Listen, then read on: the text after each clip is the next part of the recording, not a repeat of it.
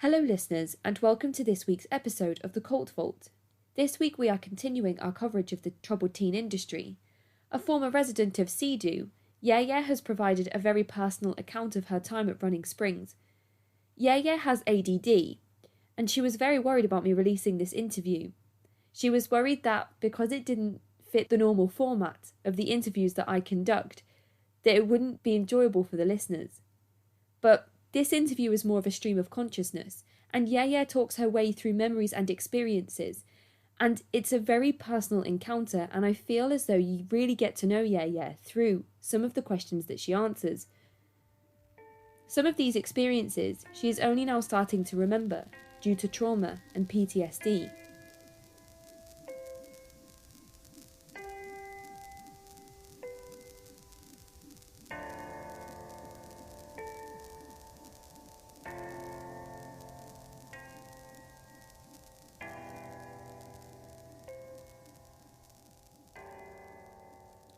A quick bit of business before we start. For anyone who would like to sign up, you can support the podcast through Patreon for as little as £1 a month, with a number of exclusive episodes already available, and more on the way each month. I also have an Android app you can download and watch ads to support. It's called The Cult Vault, and it's available on Google Play. If you have 5 minutes, you could leave a review of the podcast, share and follow. This helps with reaching new listeners. I also have a second podcast, The Conspiracy Vault, with a number of episodes available today. Now, enough of business. Here is Yaya. So, hi Yaya, and welcome to the podcast. Thank you so much for taking the time to speak with me. We've been messaging for a while now, and I feel like I've got to know you a little bit, but I'm looking forward to getting another level of insight whilst we talk today. Would you like to introduce yourself to our listeners? Yeah, I want to start by thanking you so much because I came across the Cult Vault just about a month ago, and it took me some time because it was so triggering to get through all the 5 episodes that I listened to, and that influenced me. I had read. I went to school with Medium Anonymous, so I had read his paper. He was there at my era, so it really influenced me to really want to get in touch with you because.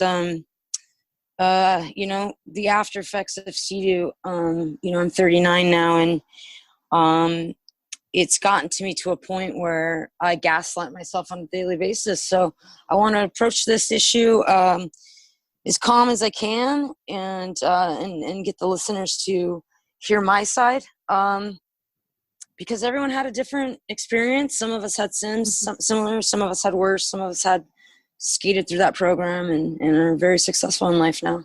Yeah, brilliant. So your nickname is Yaya. So I go by Yaya. I moved to Portland 18 years ago and became a DJ. I started with the little bike crew called Zoo Bomb, and I got a nickname. Started DJing, and it stuck. And so since my birth name was from a soap opera, and then after being, having it used so many times at CEDU and screaming matches, I can't really handle my birth name anymore. So it becomes very triggering to me. So at CEDU, they mostly called me Mac. So anyone in my era that hears this will know who I am. I live in Portland. I've traveled around a lot. I left CEDU and got the opportunity to travel the world. Lived in a kibbutz for a while, which is a interesting transition. After CEDU, I had a pretty interesting life, so it really didn't start to affect me until later on when I started to realize, like, wow, these relationships, the way I communicate with people isn't normal. So having the ability to travel, the privilege to travel and meet other people from all the world and backpack and have that freedom just directly out of having absolutely no freedom at CEDU kind of gave me this high. I graduated the program and I had this high. And so I traveled and I felt good. And I, DJ'd, I had confidence. And that confidence lasted not too long. It lasted a few years, and then I'd go into a depression and I'd come back to it.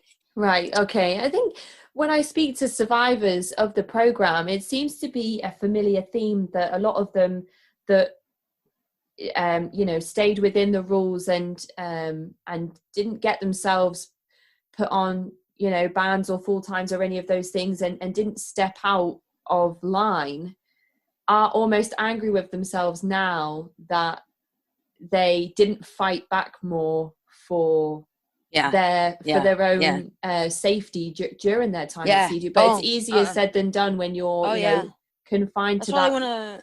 That's probably one of my more familiar feelings, because if you were to ask me a lot about my first rap, my first smash, my first, the first Prophet's Truth, Children's Brothers, I Want to Live, all that stuff, I'm going to have, little gaps. I call them like flashes, 3-second flashes. But like I told you earlier, I won't remember 3 seconds before, and I won't remember 3 seconds after. So there's a lot of memory blocked out, and that's understandable. But there's a lot of feelings that don't go away. So you're 39 years old now. How old were you when you first attended the program? I was 17. I was a very anti-authoritarian preteen into my teens. I was being kicked out of school since the 3rd grade. I had 4 elementaries and 5 high schools, and CEDU being a program that I got sent to after. When I got sent to CEDU, I had a lot of lack of control, issues, and anti-authority. I didn't like to be told what to do. And the day you walk into CEDU, you're just stripped of everything that kept you safe, your boundaries, your walls, your identity. They literally not only just strip search you and then your parents just disappear on you. They start you off right away, which is taking away every aspect of anything that you had that was yours, your identity. Like, I was a skateboarder, so they wanted to take away my skater because the skating must have got me into my drinking. But I was ADD. I needed to go out and exercise. So I was a talented sports person, skater, athlete. I could pick up anything and that's why I have so many injuries. But CEDU, especially, having, I'm going to mention 2 people, Russ and Janine. They were both alumni. Russ was RMA, Janine was Mount Bachelor here in Bend, Oregon. I'm in Portland, but and they were both alumni with no PhDs, they just had, experience, CEDU experience. I needed psychological PhD help. And what I got there was emotional abuse.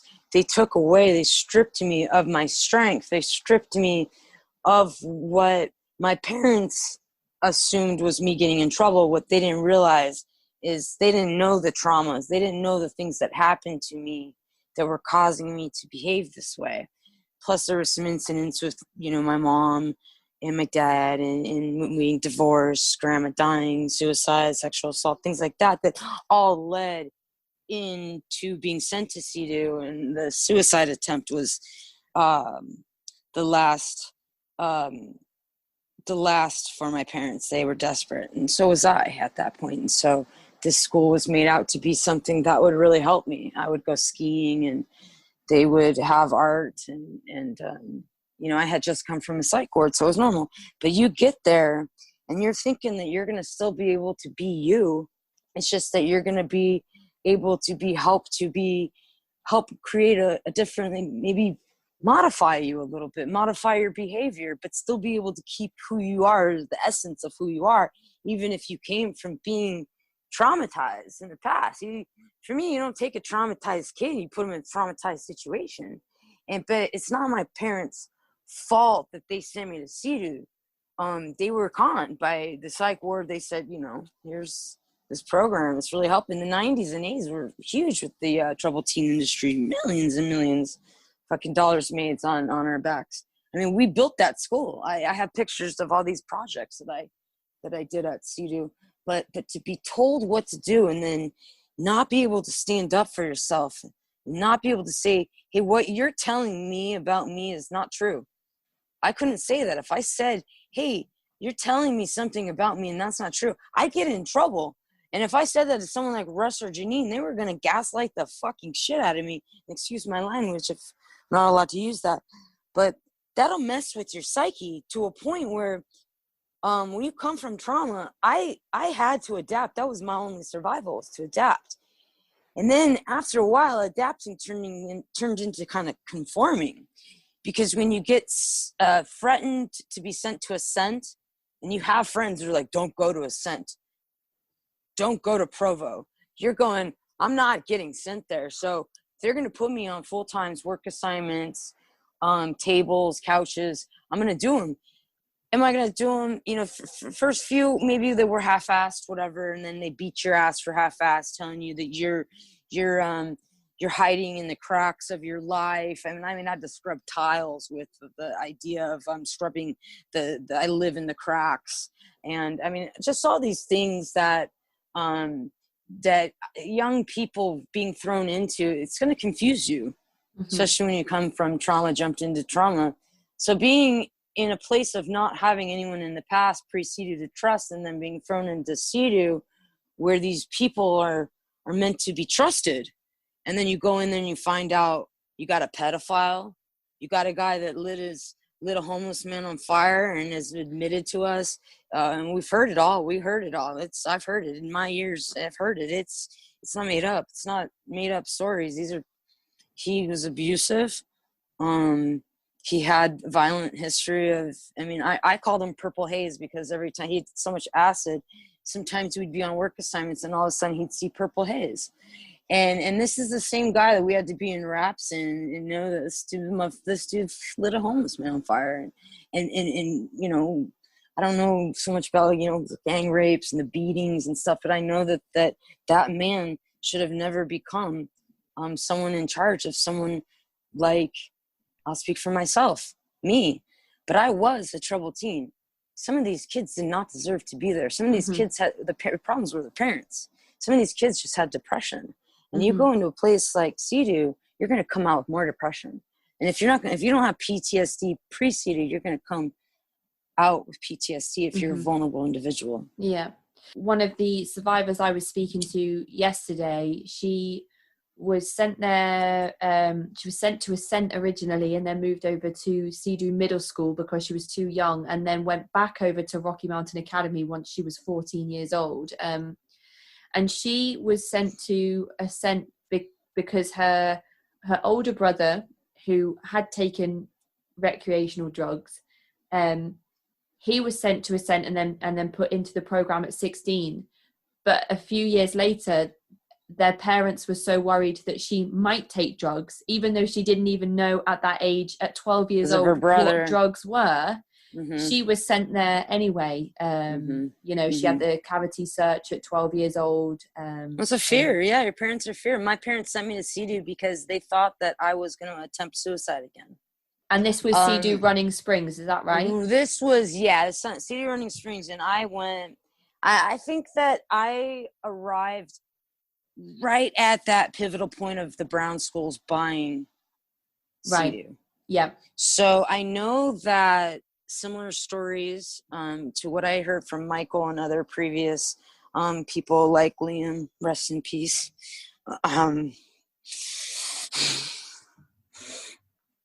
They told their story from an early CEDU, late 90s, late 80s, early 90s. I was late 90s. I graduated in the summer 2000 when I was 19.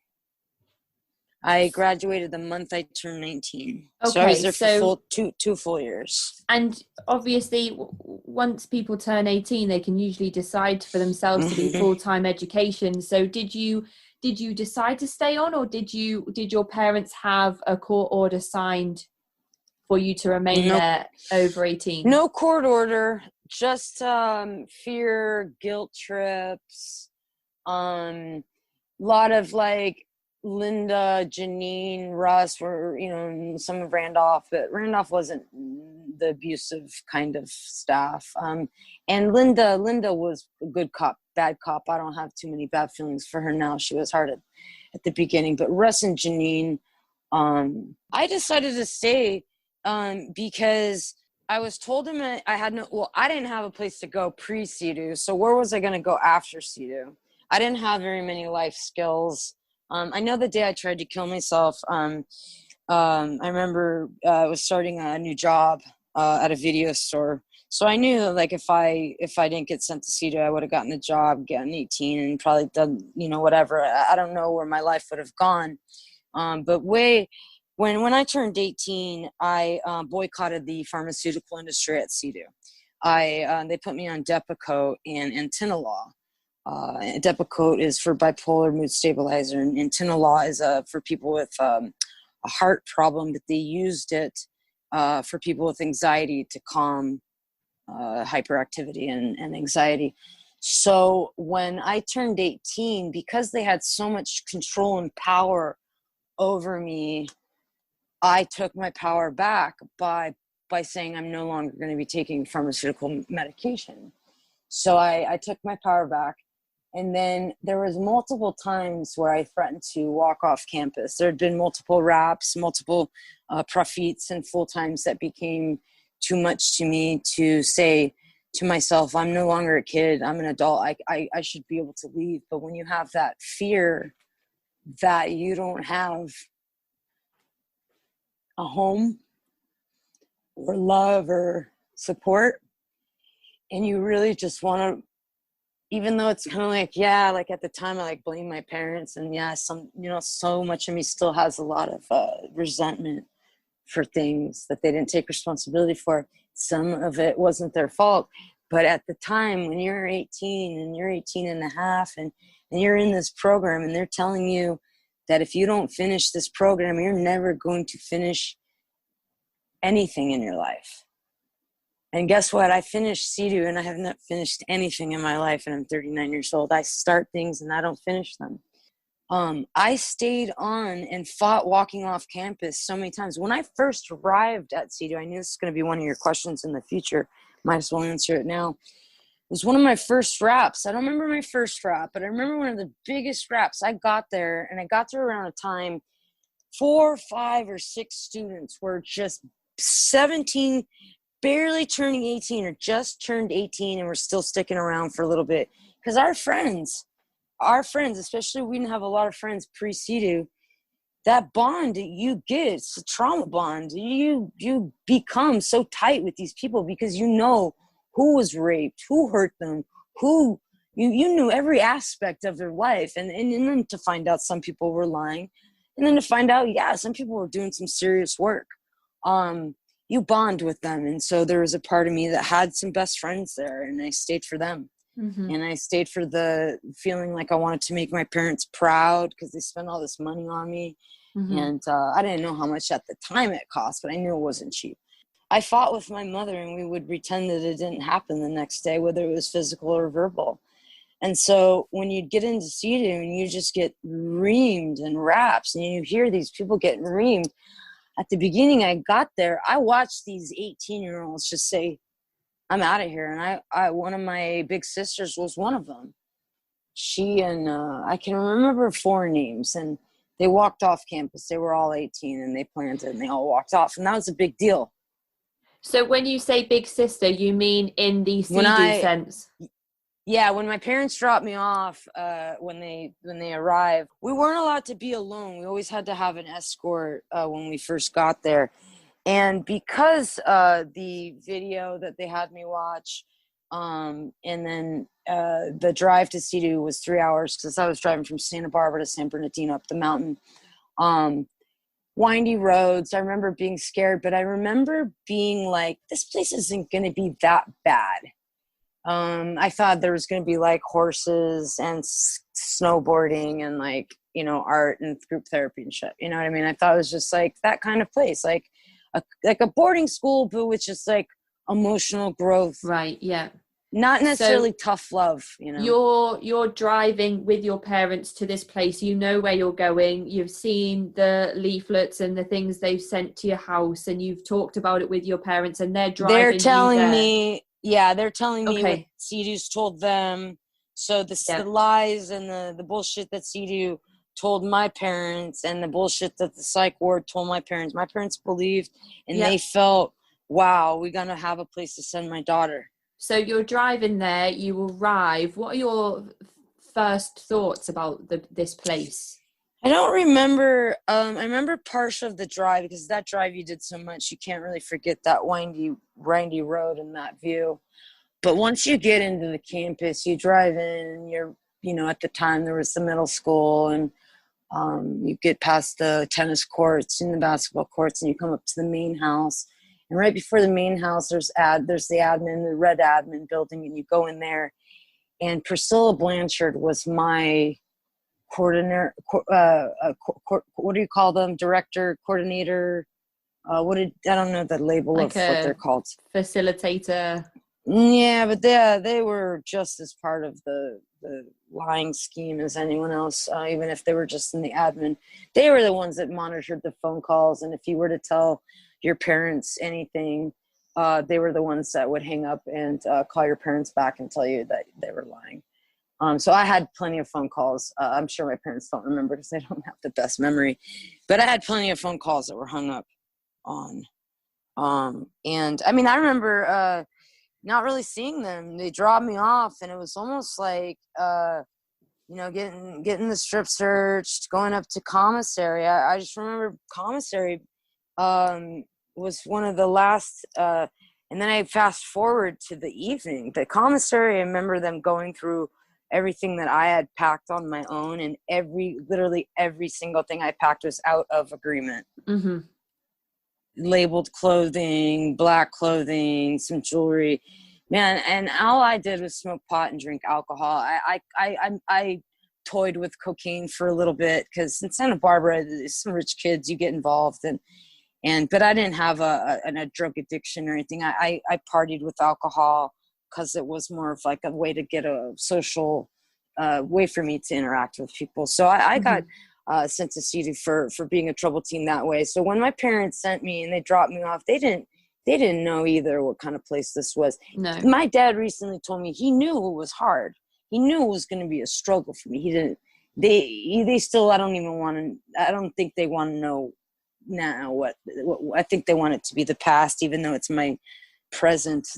They want it to be left in the past. But I don't remember saying bye to my parents. I just remember going up to commissary and having to buy boots that fucking gave me blisters for months, Wrangler jeans, flannels. I remember lots of flannels and jeans that were tapered and just like were so not my style. I mean, I'm going from a skater, punker, raver kid to a freaking cowgirl, and I mean, it would have been cool if we had cow boots, but we had these freaking cheap hiking boots.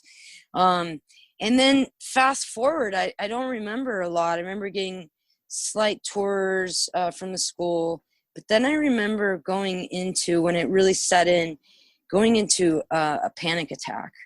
I remember there's this long blue couch underneath the stairs that went up to the library, and up by the library was the nurse's office where we'd stand in line to get our meds. And on my first day, I remember just feeling like abandoned. And once I realized what the school was, it wasn't what what my parents signed me up for, and what I,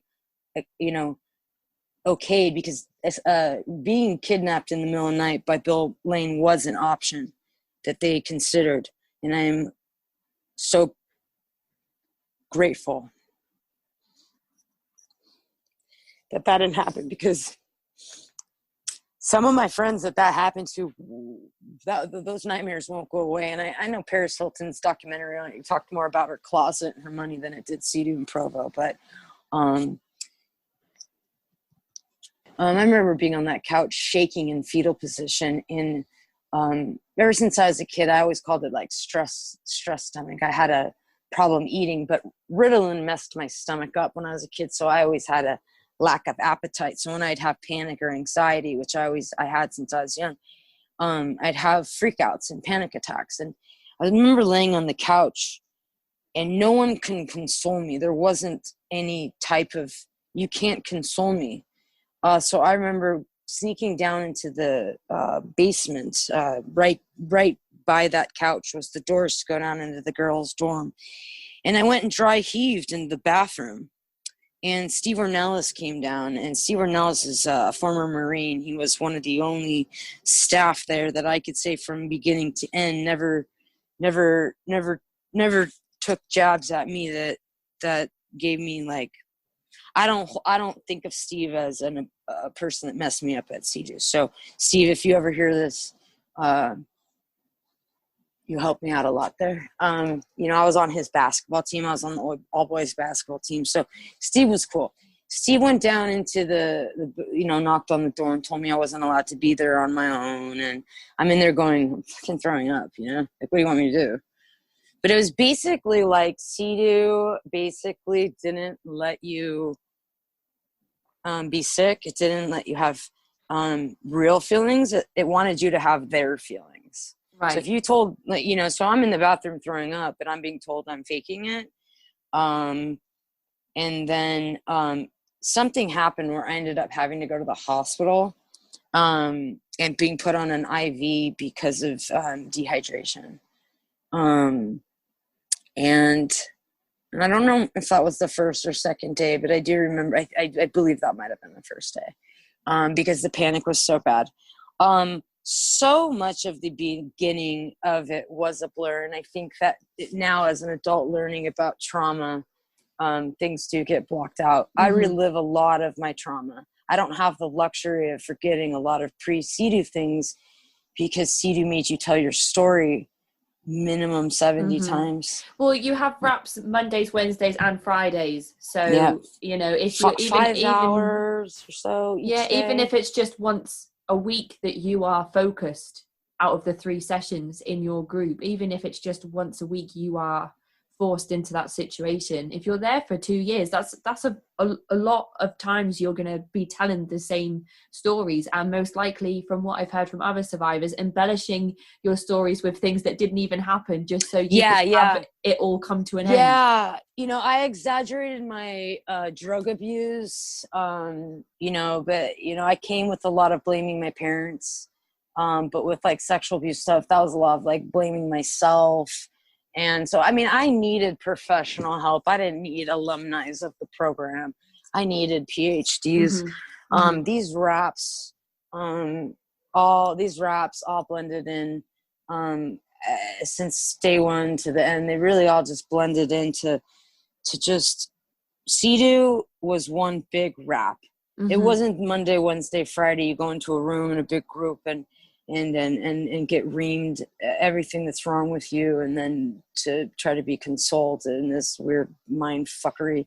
But CEDU to me was one big rap because you didn't just have raps. You had work assignments. You had profits. You had the 2 Ironman Summit. You had these disclosure circles. You had yelling. But some of these stuff that they'd make us do were so emotionally intense, but also physically intense, that you would put and you can see me with the audience can, but you would put your hands on your head and you'd put your head in between your knees and you would scream at the floor, "Mommy made me feel ... Daddy made me feel all the reasons that my parents hated me, all the reasons that were wrong with me, all the reasons I hated myself."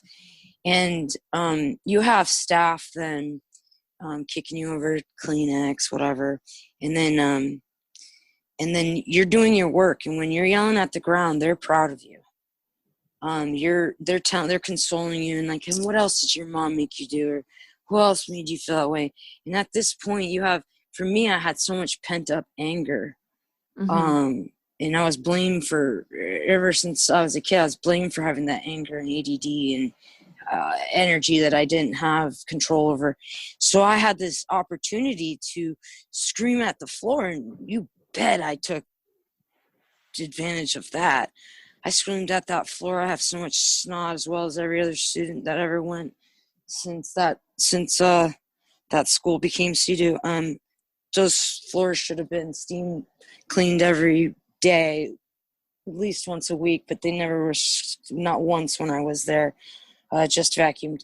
But we were in those raps, and if you weren't doing your work yelling, you were waiting there to be yelled at. And people, if you were like, for me, I was on full times in tables and couches a lot. I got in trouble since the beginning because I was just didn't want to listen to the rules. I didn't want to, don't yell at me. Who are you? I don't know you. Yeah. Don't yell at me. This isn't treatment. Nothing about that school was normal. But I think everybody at the same time had to find, well, I'm speaking, I think, on behalf of those who found the program traumatic, because I know there is a percentage of people who have spoken to the efficacy of the program and how it has actually worked for them. But for those it didn't work for, I know a who few have found themselves in situations like you are in now. So much trauma. It's like a whiplash. It's like a car accident. It sounds like coerced confession in a way. Yes. You know, once they get you actually screaming about things and they're encouraging you to, okay, and then what happened? And if you don't give the answer they're looking for, they're like, no. They just want you to yell at more shit. So I had a lot of shit to yell at. I think most of the things that they made you do a lot of like lists of copping out, a lot of disclosure lists. So a lot of like the worst things in your life that have happened to you. I kept some things to myself because after a while you realize that if you disclose certain things, they're going to get you. So I did disclose things when I first thought that I could trust. And towards the end, I just started to kind of just repeat a lot of my disclosures that I had gone through these things as a teenager. So I had work to do in profits, in raps. I didn't have a lot of things to make up. Like I have an ex-friend that made up her rape. And so for me, that had something happen to me that wasn't necessarily quite a rape, to have that be denied and told that I was making that up, or, you know, and then to come and be told that while I'm there, and then to come out of CEDU and a decade, 2 decades later, find out how many people lied.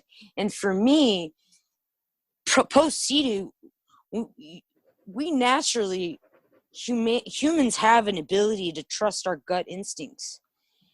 We're built with that. We feel sick in our stomach when we're in a bad situation. CEDU stripped me of that. CEDU, so when I felt like I was in a bad situation, I had to ignore that pit of my stomach, and I had to just like give in to these I don't want to call them tactics or whatever they were, but in order to survive in that kind of environment, and mind you, the people that I think got success from the program were either the staff liked them, so they weren't bullied, they weren't meant to do their punishments over and over and over again. They weren't meant to, I mean, for me, like a lot of staff didn't like me. ADHD people don't get the same, you know, patience that Asperger's and autistic kids do. We get the detentions, we get the Adderall, we get the principal's office, we get the, you know, and I know the CEDU, there's a lot of different people got sent there. If you were a good student, the students that I feel had a success to this program either came in this program almost about to die, like they were like they something about this program helped them realize certain things about where they were heading in their life, and sure, you know, certain things didn't traumatize certain people, because some people came into CEDU strong and CEDU didn't break them. Some people like me came into CEDU strong and weak and insecure, and they broke me. Then other people didn't need to be there. People with just depression. And some of those people, I'd be in raps with some of those people and they'd be getting yelled at. And I just remember thinking, those are the most innocent kids that like I should be getting yelled at. Yeah, like me. Like I was so used to being yelled at as a kid. Like I normalized me getting yelled at. But when I saw these kids that had depression that didn't come from drug abuse, violence, you know, just maybe had absentee parents, somewhat similar to mine, if not more absentee. They got sent there. And maybe a counselor didn't like them, but we all had to do work. Some just had to do more work than others. And like Michael said in his preview, see, Michael got Russ. in the early 90s. I got Russ in the late 90s. And Janine and Russ tag teamed me. Janine knew I had mommy issues, and Janine was accepted all the females at the school except me. And every rap I'd be in, Janine would find some way to yell at me about my walls, or how I keep people out, or being called a liar, like the things that I told about things of my past. I was a liar. It was weird that you were told to tell your disclosures, and you tell your disclosures, and a lot of them are your truths. And then you have staff telling you that you're lying about your truths, and then you have staff fucking, almost like you just said, coercing you to lie about things that aren't true. So that in itself is a mind fuck, because then, I go, well, wait, I know these things happened to me pre-CEDU. Now I'm post-CEDU going, wait, am I gaslighting myself? And, I had my stepmom said sometimes, this is years ago, sometimes when you're young, children make up things that never happened to them. So then hearing that after CEDU kept me gaslighting myself. Mm-hmm. So it's up until recently hearing other people talking about CEDU and the after effects, because I gotta say, I left CEDU and thought it saved my life. I thought I was a success story. And my friend, she also told me the other day, she goes, you were almost kind of like made an example of. Adapting is the only thing that humans could do, unless we want to just do what some ex-CEDU, I mean, there are suicides that have happened. Some of these things that they make you look at, and these things that they make you look your peers in the eyes, that peers that you wouldn't normally trust. And you have to tell them your deepest, darkest secrets. And the rule is, don't take things out of raps, don't take things out of profits, when plenty of things were taken out of raps, and plenty of things were taken out of profits and used against us on our on our just daily life, moving around the house. And so it was so much unsafety, as far as like, you have to trust us, because here are all these untrustworthy people, but if you don't trust them, you're going to get in trouble. But then I had so many work assignments and things that had a lot to do with trust walls, because when I left, I remember going, man, Russ and Janine are going to get me all the way to graduate, but they're going to give me just a little bit of good job just to keep me holding on. They're going to praise me just enough to make me feel like I'm being successful. And you got to understand, when you leave these profits, you are doing so much emotional, intense work on your inner child, on your ability to have friendships, on your relationships with your parents. Your fucking first one is, your truth shall set you free. But then when you have your truths be used against you, it's just, from then on out, they take note of every disclosure that you have. And then in a rap, they'll take out a profit. And if you don't want to talk into a rap, I was a talker. I'm a big talker. I'm a yeller. I'm a talker. I'm a angry person. I'm a sad person. I'm a expressive person. And there would be times in raps where I just didn't have energy. And looking back, you screamed so much you didn't have any energy. So there'd be times I'd be quiet. And if I was on a restriction, it's a lot of similar stories that I've heard, mm-hmm. but my own personal stories, I can say these people are telling exactly what happened to them. I had a friend, I didn't deal with a lot of this shit. I wasn't much of a tattletailer, and I was more of I'll cop out on myself. But it was just too weird. Why are you going to tell on someone for singing a song that's a pop off? You know what I mean? Like, that's stupid. I do it all the time. I'm not going to, but having, it's like you're pinned against each other. And then the higher up you go and the more profits you go, the more you know each other.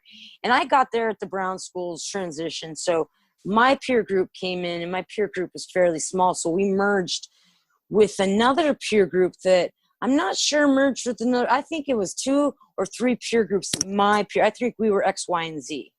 Okay. So I think we were 3, because it was a weird transition. So not only you're meeting these people, then you're merging into a new group, and then you're opening up to new, and so it's just this every day. There's no time to adjust. It's just forced adjustment. You're just forced to adjust.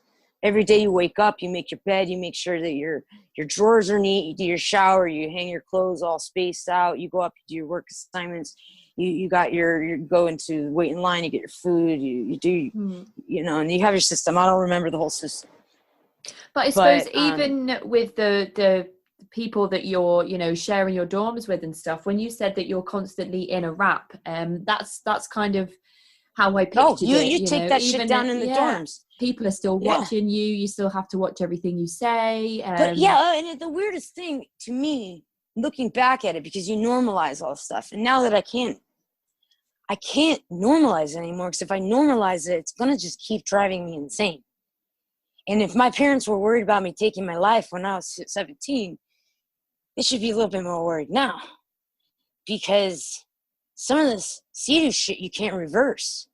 Some of the stuff is so implanted in your head. It doesn't matter how many gaps of memories you have. They've worked for some people. Some people have come forward and said, that it saved them and worked for them. And, it's great that people could go through those experiences and not feel the same anxieties and I love that. I want people to have their healing. I don't want them to praise the school that fucked me and a lot of other people up. Mm-hmm. But I also don't want to be gaslit because, you did so well at CEDU in other people's memories, like my parents or my brothers.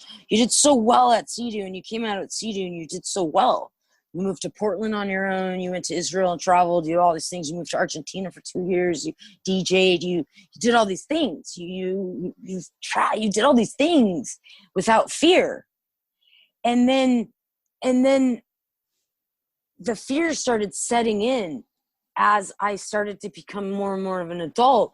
And in my 30s, when I start to talk about my feelings, I noticed that I was talking about my feelings from a very teenage perspective. Yeah, people talk a lot about the inability to stop oversharing.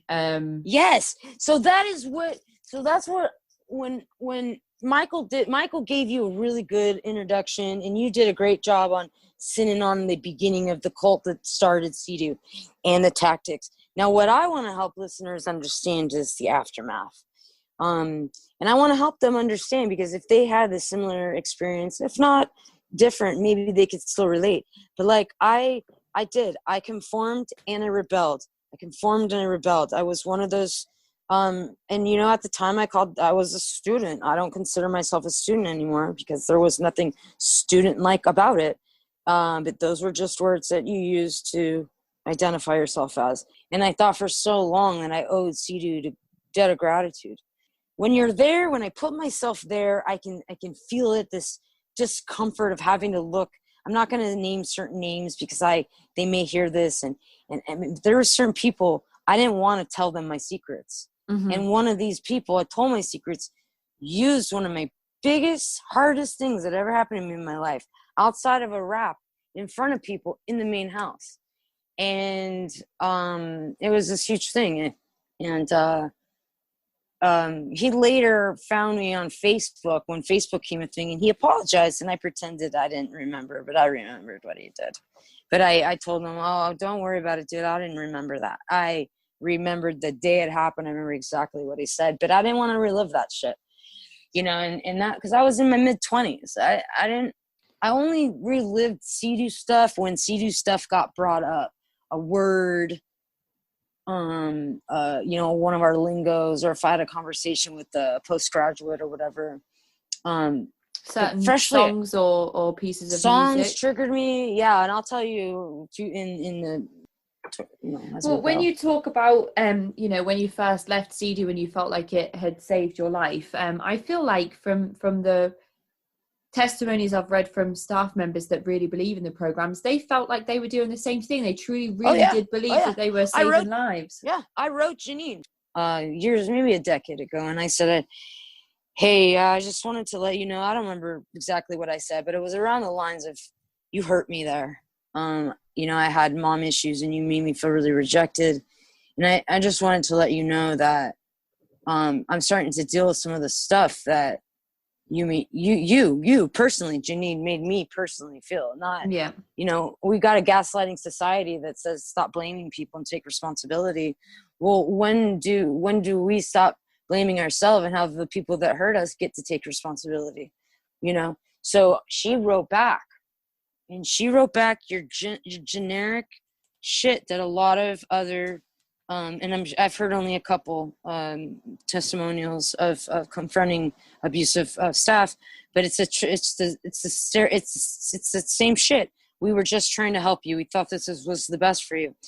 No, Janine, no, assholes. So you think she was manipulative and she enjoyed the position of power she was in and knew She exactly what she was doing? She didn't like me, and she didn't like my attitude. She and I think a lot of it too is these post graduates, these alumni that became counselors. As they don't have any PhD. They didn't go to college. They don't have any background in it other than the CEDU experience, which is just a script. It's a cult script. You believed when you first left CEDU that it saved your life, and now obviously you've had this experience where almost the floodgates have opened and you've realized all of these things that you believed for such a long time weren't true. Now if I bring up CEDU, I get when are you going to get over it? How long is that going to affect your life? Yeah. I think that comes from a place of almost ignorance, though, for people that don't understand or don't want to take the time to try and understand, or just haven't experienced any trauma to the extent that yourself and the rest of the survivors have spoken about. And also people that I interview regularly from various different movements and sects that have had these experiences. But, you've spoken about not being able to remember specific things, that your memories come back in flashes, which I think is obviously it's trauma that has caused this. They'll come and then they'll go again. Yeah, and I think a lot of at least two people I've spoken to that have attended a program within the troubled teen industry have been diagnosed with PTSD. So this sounds very similar to people who complex PTSD who forget memories because it's too difficult for their brain to comprehend what happened to them. So when you say that you don't remember your first rap session or your first smush, but you did, you remember having a panic attack. I was too much panic at that. The first week, the first 2 weeks, I were a blur to me because that was I had been in scary situations pre-CEDU. That was the scary, and I've been in scary situations after CEDU. Being dumped at CEDU was the scariest thing. That was one of my most, and I didn't think about it until recently when I saw a picture of that blue couch, and I was trying to answer the question of my first rap and first smush, and I couldn't answer that, but I definitely remembered my first night. But the amount of telling your story and the amount of disclosures and the amount of people that you wouldn't ordinarily trust knowing your deepest, darkest secrets makes you feel naked. But then when you get in trouble and you're put onto full times and stuff, they make you do role plays and they make you do these weird things. And so some of my stories that I'll tell you coming up are going to be a little out of order because I can't remember which prophets were which. I remember the orders. I think that's definitely that's a product of trauma. But here's a specific one. I'll tell you. I want to live, I think, and then you go into a wilderness challenge and you go. They had 7 or 9 days backpacking trip with the 80-pound backpacks, and I have a bad back, shit knees, bad elbow, whatever. Did it. And you do it with your peer group. You got solo trips, you got your co-ed, and then you got your only female peer groups. And I enjoyed some of the trip because I do like nature. I did like the aspect of hiking. We didn't deal with a lot of the ascent abuse. We didn't, we weren't, there was limited water. You couldn't get water until you walked 8 miles that direction over the hill with the compass. I mean, and you had to blow the whistle if it was an extreme emergency. And I was with the girls that kept blowing the whistle. And I'm like, dude, you're drinking all my water, you're blowing all the whistle. I'm getting in a bad mood. I want to do this wilderness challenge. And I ended up having a really bad attitude. Okay, hang on, I got to backtrack. Because what values came first? I have to tell the values. I'm sorry. The wilderness was after. Values was a prophet, and then values challenge came. Values challenge, they give you these things that are supposed to get you out of your comfort zone. And for me personally, I came out, I'm a queer tomboy, a gender bender. I'm not a boy. I'm not a girl. I am one of your gender fucks. I don't go by they. I still go by she, her. I don't care. I'm a queer person that just doesn't care about your stereotypical norms, and because they wanted me to get in touch with my feminine side, so they made me put a dress on. And I never wore dresses. My mom forced me into dresses in etiquette school when I was like 7, 8, stuff. And I was so unhappy because I was in my basketball shorts skateboarding that. So CEDU, Russ, Janine, just to find out when I was talking to Randolph, is actually his fucking idea to put me in a dress and make me dance in front of the whole school, looking all feminine, hair down, gown, beautiful dress, freaking holding a baby and shit. Parading around the stage with not even just my school, but we had like middle schools, some middle school there. All the staff was there. It was humiliating and almost this weird sense of like liberation at the same time, because it's a thing they're making you do and you're doing it. So it's like, okay, I'm doing my work. Okay. Yeah, especially if you're getting praise for doing it as well. Yeah. And after I did it, apparently when you got such a tough case like me, that's just a pain in the ass, and you get her to do something soft and is quote unquote beautiful, is putting a dress on and dancing to one of the most beautiful songs, and isn't she lovely? Isn't she wonderful? Like, I cannot listen to that song. If I can listen to Apple of My Eye, Superstition, I can listen to Signed, Sealed, Delivered. I can't listen to Isn't She Lovely. If Isn't She Lovely comes on anywhere, in a grocery store, an elevator, a friend's house, anywhere that Stevie Wonder, that song would come on, I either leave, radio goes off, or I'll go into kind of my voice will start to shake, my stomach will I'll start to shatter, like my body starts to get into kind of these, like a shake. And it's a weird thing. And it didn't bother me too much at first.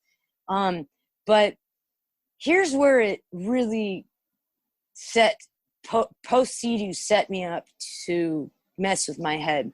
Is it wasn't just the one dance that was beautiful that was said afterwards to have brought tears to people's eyes. Right. So when you're told, like, God, Laura Mack, that was so beautiful. I'm already outing myself, so I don't even need my alias anymore. But it was so beautiful. Like, you brought tears to people's eyes, and I felt powerful. I got that video, and I went up into the room, and I rewatched myself dance. And I was so humiliated watching myself do what I just had to check out to do. So then later on, after that, you go into another prophet. And if I screw up and the listeners have better memory than me, I apologize. I believe it was the I Want to Live. We go through the I Want to Live, and I believe after the I Want to Live is the Wilderness Challenge. But I am not 100% correct. But that's the story I just told you about, where I was angry at my peer group, and I came back on a full-time because of my bad attitude. Well, one of the punishments that Russ gave me that I had to do on my full-time was redo the dance again in front of the school.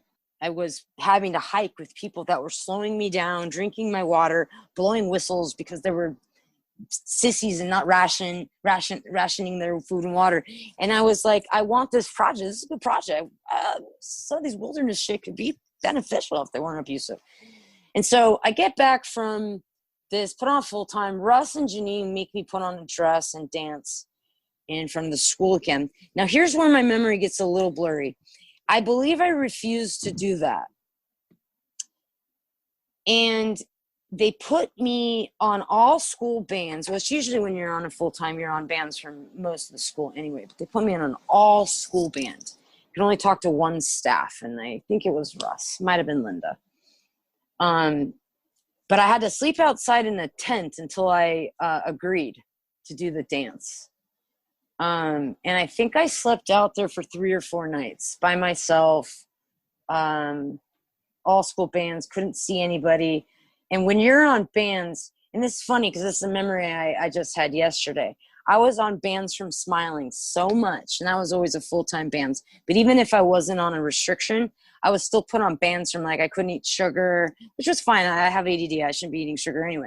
But, like, they put me on sugar. That was more for torture, not for my health. But then they put me on bands from Smiling. So I literally, and I know the listeners can't see me, but I have my hands, my thumb and my pointer finger pinching my cheeks so I couldn't smile or laugh, because if I smiled or laughed, I'd get extended restriction. I'd be in more trouble. So when you had laughing and smiling bands, you couldn't break those bands, or you just would keep extending your restriction. So I just remember most of my CEDU experience was with my cheeks pinched, and I was uncomfortable. And you know, when people are uncomfortable, they'll make a joke or they'll laugh. Yeah, it's uncomfortable. And then bam, you're put on bands because you're not taking what I'm saying serious. So most of my time at CEDU, I was on bands from one thing or another, but it was Smiling. So I had to sleep in this tent until I agreed to do the freaking dance. And then during this tent, the project was a lot of work assignments. So you're going to hear a lot of assignments about wheelbarrows, chopping wood. We all had to go from the barn and I don't know, half a mile, quarter mile, whatever, and load wheelbarrows with wood and shit. I had to do that with rocks. And I had to build, and this isn't the first time I built a rock wall at CEDU. I think I built 3 and a pathway. And we did so much anyway. They made me build a wall around my tent with rocks. Pretty good wall, 1.5 feet high or so. Because it was such a long restriction, I had time to make these stones stick together like art, like so they wouldn't fall off. So I made a wall that was pretty retained, you know, like I don't know if that would be called a retainer wall or whatever, but you couldn't just push one rock off and the whole wall would fall apart. Right. Yeah. Like I had the rocks pinned in, and it did a good job. And then I don't want to sleep outside anymore. Fuck this. I don't know. I'm like isolated. I can't talk to anyone. I remember this.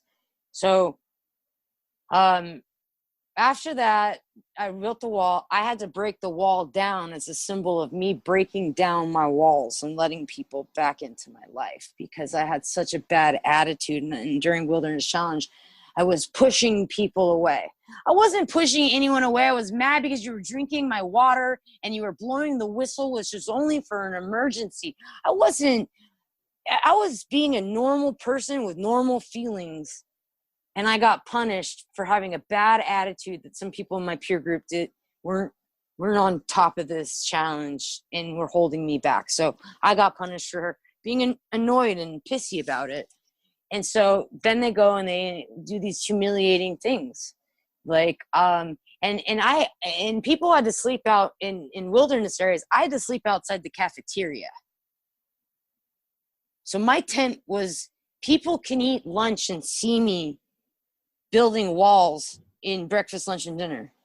And I'm humiliated 24/7 for 4 days that way. Are you brought food outside to eat? You're not allowed to come back in for meal times? That I don't remember. I think that I might have been able to go in, because when you're on a restriction, you're on a full-time, you're given different things. So for me, I was on a full-time, which included the table, but I was on a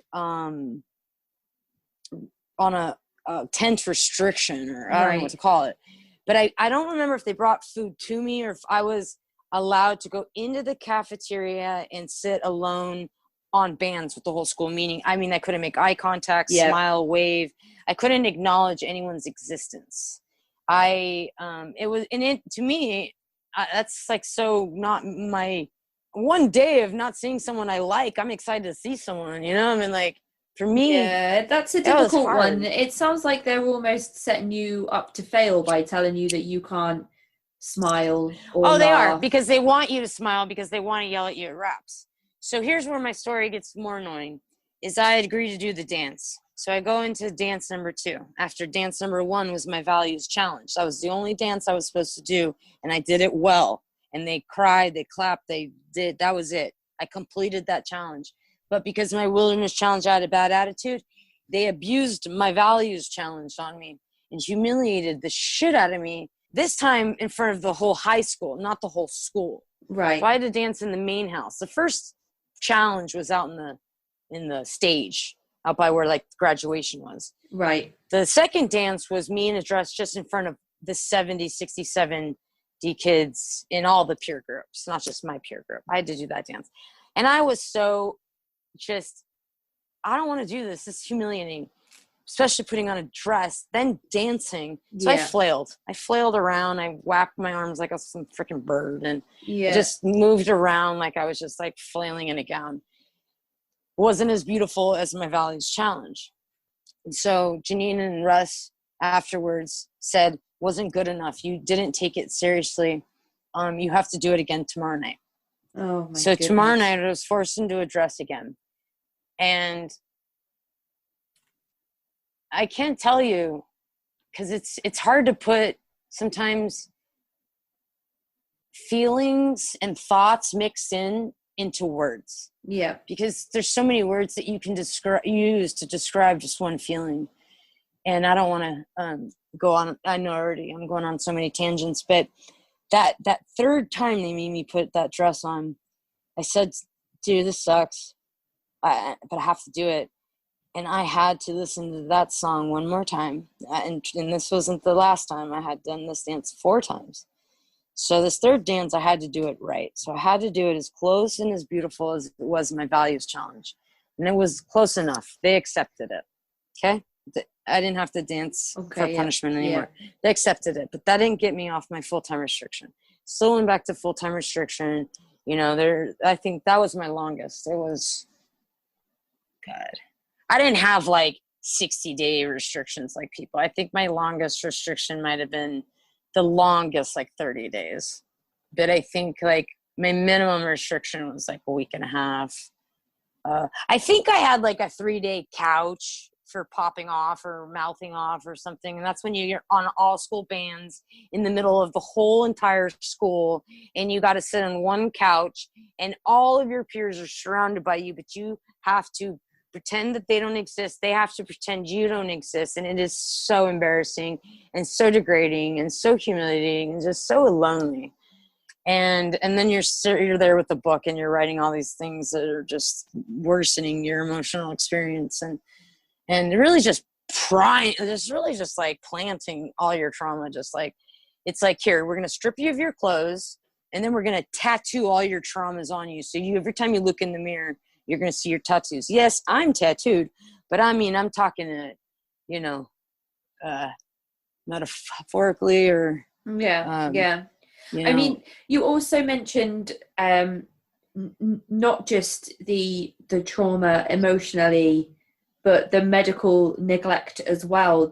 Okay, we can get into that. Yeah. Let me. We can get into that. This podcast is going to be all over the place. I'm excited to hear how you're going to edit it. And it's okay. ADD people are allowed to exist in this world, and we're allowed to give interviews, and we're allowed to tell our stories, even if it's hard to follow us. So I'm tired of beating myself up. Yeah, and to be honest, your stream of consciousness is so interesting and so descriptive that I'm probably not going to edit it too much. Okay, anyway. That's fine with me. Yeah, cool. Okay, so medical neglect. Well, I had my first knee surgery on Christmas morning, 1991. I was 10 years old. So I was always being injured. Even before that, I had casts in wrists. Listeners can't see my hand now, but I'm wrapped up. I've always had injuries, just climbing, falling out of trees, skateboarding, rollerblading.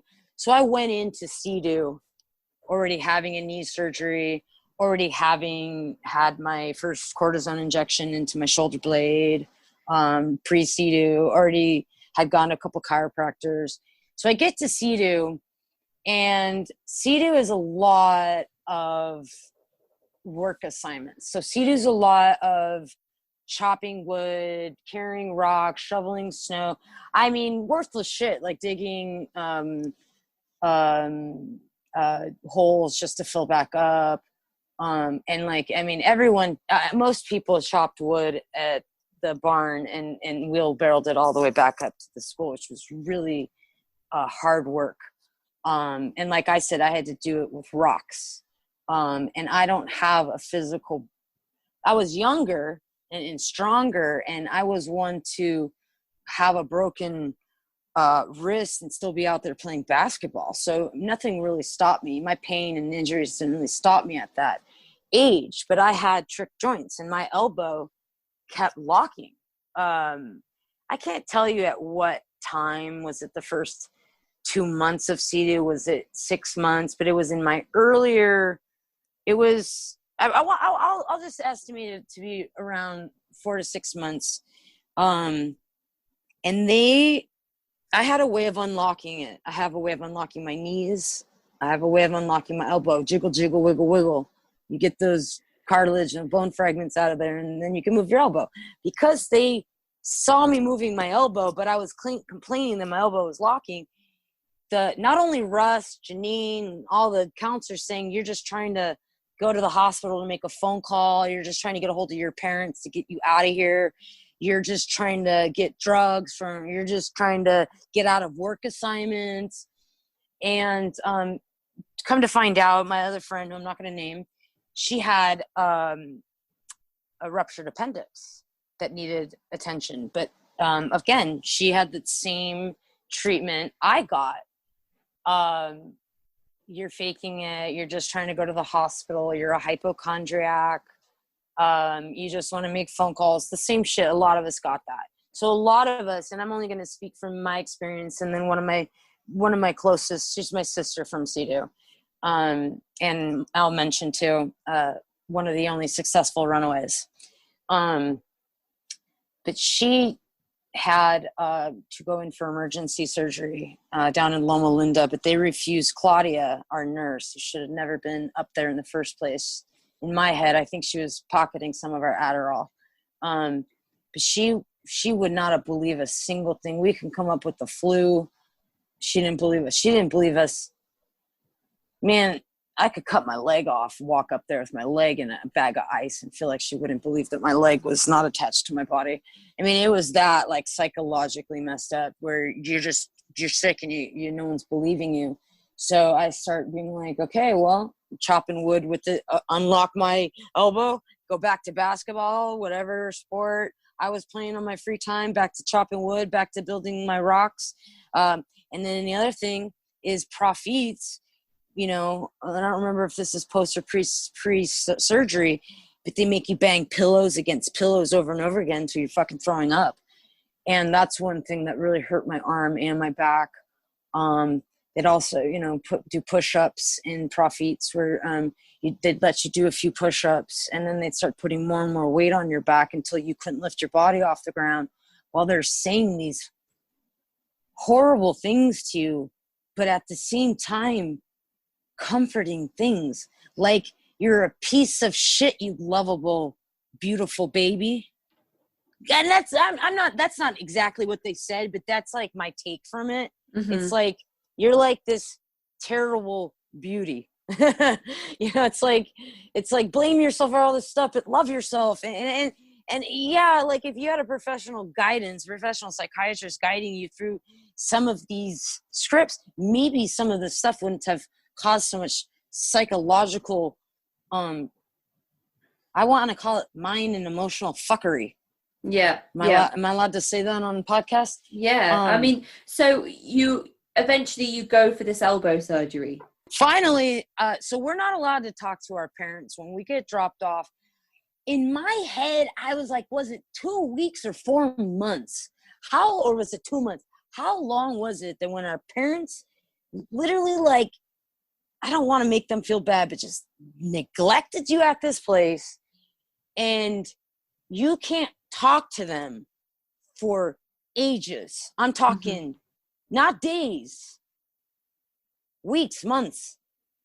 And you're in panic. You're scared. And all you want to do is talk to your parents who pretty much abandoned you and already made you feel abandoned prior to being abandoned. So there wasn't safety anywhere I turned. So being denied and not having access to a phone call to say, hey, Mom, same thing with my elbow, same thing with my knees, doing my elbow. One thing my mom validated me was my physical condition, because that's not something you could deny. You watch your daughter's kneecap pop out of her knee, you don't call her a hypochondriac.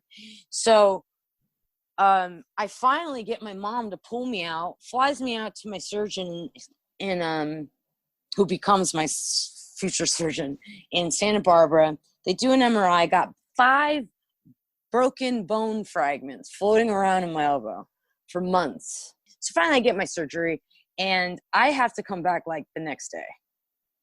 Oh, no pain meds. Oh my goodness. Ibuprofen. And viewers can't see, but I sent you a picture yesterday. Picture of me on a couch, cuddling smushing with a friend. And I got my elbow, my freshly surgically repaired elbow in an ice sling. And I had surgery 2 days prior to that, and then I go right back. Where my buddy who had her appendix bursted, they wanted her to go back to CEDU like that next day, but the hospital said she can't go in this condition. So they made her stay in a hotel for a while. But I definitely remember going back to work assignments, chopping wood, rocks, banging pillows. Yeah. But what trips me out too, if you want to ask any questions, or if you want to go into role playing, I'd like to talk about the weird role playing, unless you have other questions about physical. No, you go ahead. Because I'm not the only one. I just don't want to tell other people's stories. I only want to speak from my perspective, because other people have their story, and if they want to open up and speak on their own behalf, that's theirs. But I asked permission from my friends, and they asked me not to use their names. So I'm going to say homies, because that's what they are. They are straight up CEDU homies. And I do have 2 or 3 of them, two in particular that I know I can go to. But her story and my story are very similar. We were there at the same time, and we bonded over this. Right. We bonded going, these people think we're hypochondriacs. She's seen my elbow lock, and she has a autoimmune disorder now. But they denied her health care to that too. So I can't even imagine how many other students that happened to. There's all types of deprivation going on. I mean, you've spoken about being on a ban from sugar. You've spoken about, the stress positions being used on your back with the push-ups. You've spoken about the clothing. If you don't have any food, because if you're in a profit and you don't get, they don't feed you regularly, but they make you do these, like I just brought up pillows against pillows. And I had a bad back, bad elbow, bad knees. Like I couldn't be bending over doing this, but I was forced to bend over doing this. I have no food in my stomach, and I'm dry heaving. And it's like, okay, you're like, if you're throwing up, you're doing your work. If you're crying, you're doing your work.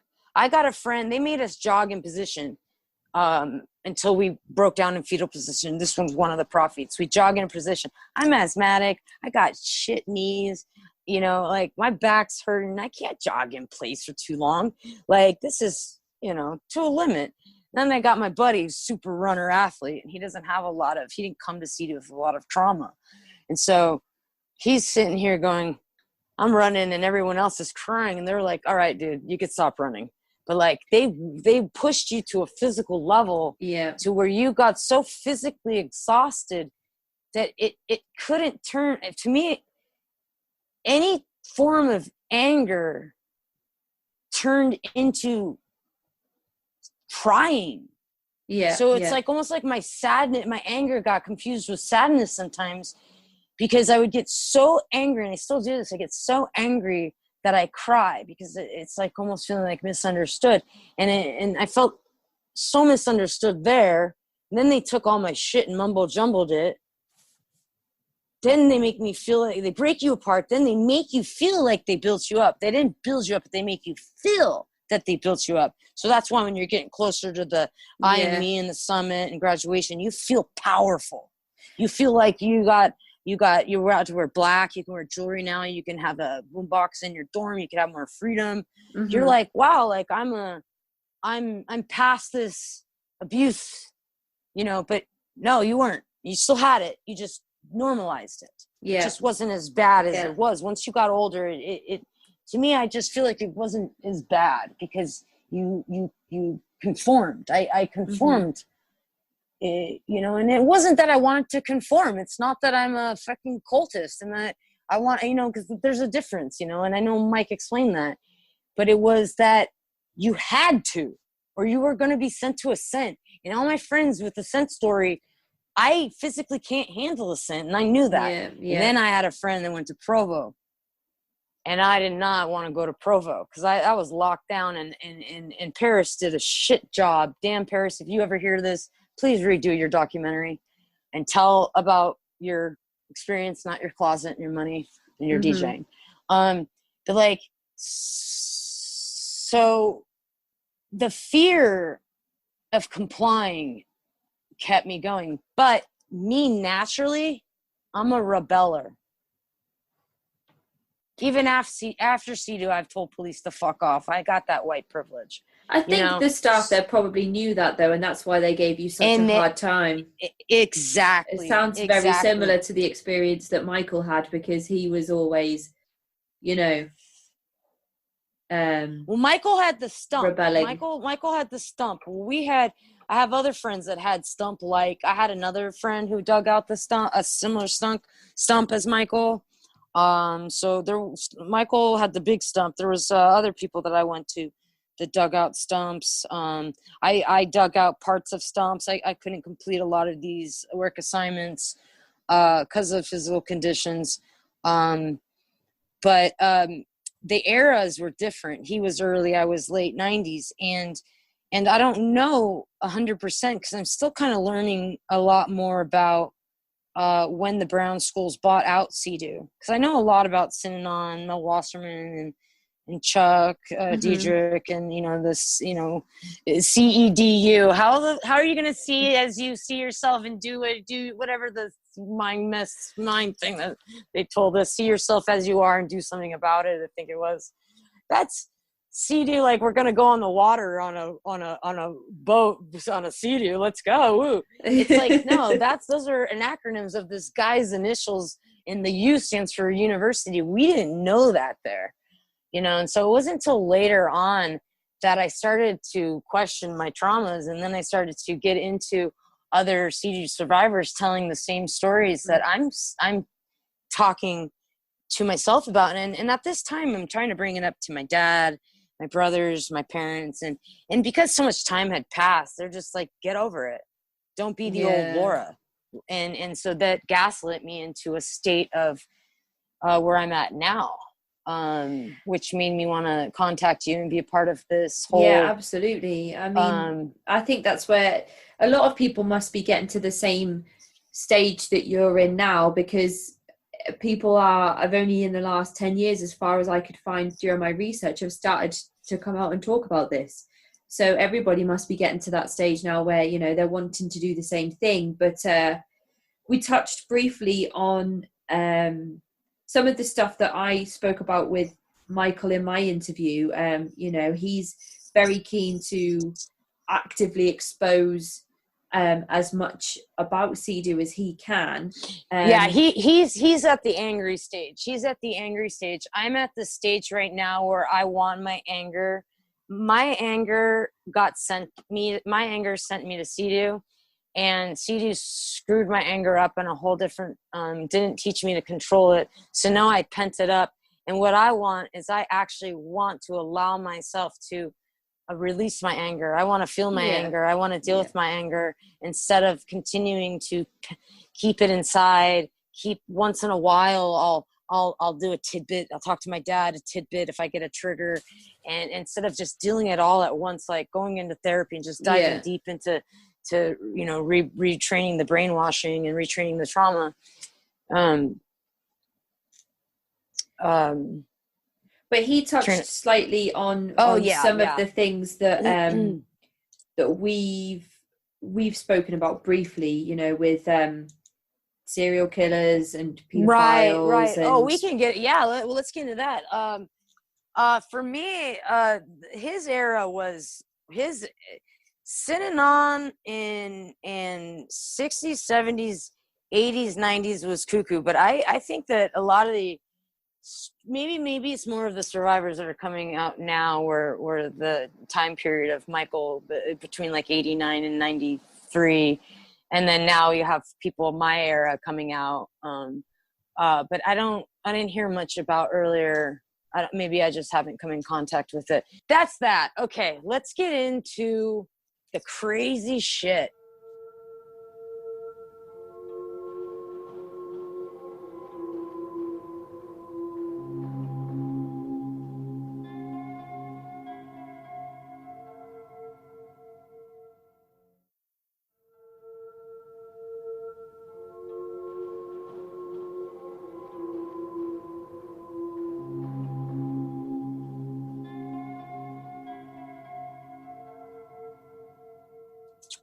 Here is what I have, and I'm not going to repeat hearsays. When we arrived at CEDU, we all knew about the two boys that went missing. Right. Yeah. They went down the backside and never to be seen again. We all thought that was CEDU's way of scaring us never to run away. Right. So we didn't even know. But then we thought, I think, you know, as you go on, you're going, people are running away from the school. Right. Yeah. So you're going, maybe this wasn't a scare tactic. Maybe these kids really did run away. Now, 2 decades later, these kids are still gone. This is true. This wasn't a scare tactic. So that was definitely something that, you know, kept me from, you know, getting in more and more trouble and kind of being like a Michael, like just rebelling. And so it's weird. It's like, okay, you got this guy, Martin. Okay. Mormon guy, I think Mormon guy from Utah or Pennsylvania. One of those Mormon areas. Yeah. Anyway, he was the pedophile, and I was there for him. Okay. My eyes have memories, and actually I have only one CEDU book now. The attic in my mom's house, I have full-time, part-time journals and more CEDU pictures, along with my graduation journal. But there I have a lot more information. I don't remember when he left, but I remember Martin. He was a dick too. He was always a dick to me because he didn't like girls. He liked boys. He had a young boy. And I remember this, and I might even have a picture as well, or two, of 14, 15, 16-year-old boy, each arm in his lap. These are common stories throughout all of CEDU. Every CEDU person will tell you, whatever counselor in their era, they'll always have some James Crummell, what's his name? The fucking guy that hung himself that raped and kidnapped. Yeah, James Lee Crummell, he was Night Watch, you know what I mean? And Night Watch, people got to understand, staff is already on they don't even have PhDs, none of that. They're the daytime staff. They're not accredited people to be there. Then they leave, they go home, and then they leave us with local people that filled out an application off a newspaper, want a job being night staff at a troubled teen boarding school. So me, luckily, we had 2 female night staff. One was a bitch. One was awesome. One eventually stopped waking me up every hour with a flashlight. I didn't sleep for shit at CEDU. And then talk about going into profits and then having them not let us sleep. Every hour waking up with a flashlight in your eye. If you had a cool night staff, you wouldn't have a flashlight in your eye. But some of these staff were going to be hired. And their background checks were probably weren't going to be checked. Yeah. Or if they were checked, they might even not even been existent. And who knows? Is Martin a registered sex offender now? Where is he now? Is he a life coach like Russ went off to be? And now I guess Russ works for Disney, but Russ wasn't a pedophile. Russ was just an abusive, angry, the veins in his neck would pop out. Russ would turn, I don't grow tomatoes in my backyard redder than Russ's face would turn when he would yell at us. And that kind of scream was not okay. When you have traumatized kids with depression, anxiety, and you got these people screaming, and I don't even want to remember half the shit they yelled at me. I don't even want to remember a quarter of the shit they yelled at me. I kind of want to ask him who hurt him. Well, he's an alumni of RMA, so I'm pretty sure that he was bullied at RMA, and then a lot of people that became alumni became the bullies. That's my assumption. Because when I went through the full 2-year program, and if I were to have been brainwashed, don't get me wrong, there was a time I wanted to go back to CEDU and work as a counselor. Mm-hmm. I thought I'd be good because I thought I would be someone that would help kids. So I get why some of these alumni went back and became staff. What I compare it to is you take a high school kid and he graduates high school and then he goes into the police academy and you don't check how many fights he got in high school. You don't check his background, but you give him a gun and you say you go police the community. And then they go shooting people primarily of color. And at CEDU, you give these once were troubled teens power. Mm-hmm. Russ was once a troubled teen. Yeah. Probably digging stumps, probably getting abused like Rudy and Russ abused Michael. Russ came to CEDU with lighting a homeless man on fire, sexual assault, violence, admitting physical and altercations. It's probably very similar to the night staff that they are hiring at these places where they're not doing. And I suppose, 20 years ago or so, background checks like they have now didn't exist at that time as well. Right.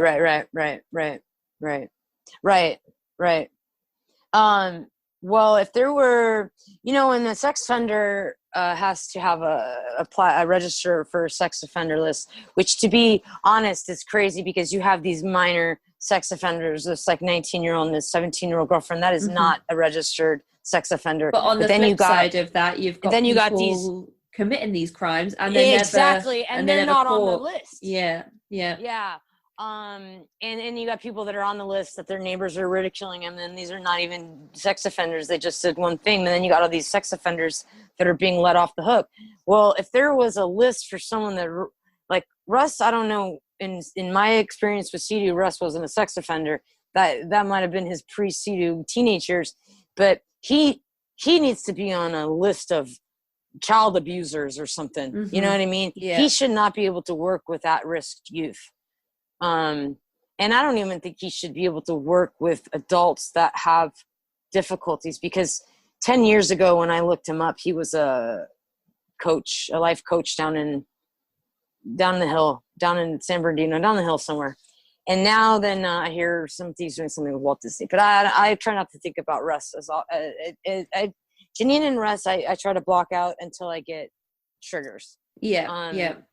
But going back to this night staff, so you had 2 females on for your dorm. One I remember real loud. She didn't give a shit that we were sleeping. She walked in the door, slammed the door, because you'd walk through through the one door and then you'd walk out the back door so you can go to the next door. So you're opening and closing 2 doors. Right. Open, closing, slamming, open, closing, slamming. Mm-hmm. And not to mention, in between the open, closing, slamming, you're going to have flashlights in your eyeballs every hour. Oh, gosh. Luckily, I had a cool night staff that she liked me, and she didn't flash the light. So I do remember having nights where I did sleep not having to wake. You a couple of times in this interview, you have said, that maybe when you went to CEDU, you deserved to be there. because of the things that, you know, because of the problems that you had, and that was a good place for you to go to. And I don't think that's true. I think that is just you kind of still half in the CEDU mindset, half in the kind of working through it and realizing exactly what happened. There's so much guilt that CEDU didn't save me. Yeah, well, there's you know all what of I these mean? things. Yeah, and you've I'm said still that alive. I'm still alive, but I'm barely living. That's you've the said problem. a number of times, you know, that you didn't want to disappoint your parents, that you didn't want them to feel like. Still don't. From people I've spoken to, some parents have sat down and, like in the Lost Kids podcast, you know, some parents have sat down and had conversations with their children after this and said, you know, I had absolutely no idea. Some other parents have said, I had absolutely no idea, but it still really wasn't as bad as I think you're saying. And I think a lot of the parents are doing that because they feel some level of accountability for the experiences that you were subjected to. Yeah. I thought that CEDU helped me, and so I not prolonged it, but I didn't realize that the whiplash was so bad until I realized that, like, I can't have a relationship, a romantic relationship. Like, I'm too open. I tell all my secrets to my girlfriends, like, right away. I have no mystery to me. Disclosures, like, I have no filter. I will tell a complete stranger at the grocery store on days where I'm really social, complete private shit about me that I don't even barely want my best friends to know. Now I got a private a person at the grocery store I've never met before. And, you know, family relationships really affect me still to this day. You know, friendships, if my friends don't understand the kind of communication that the friends from CEDU, my non-CEDU friends have a really hard time understanding what my CEDU friends can understand.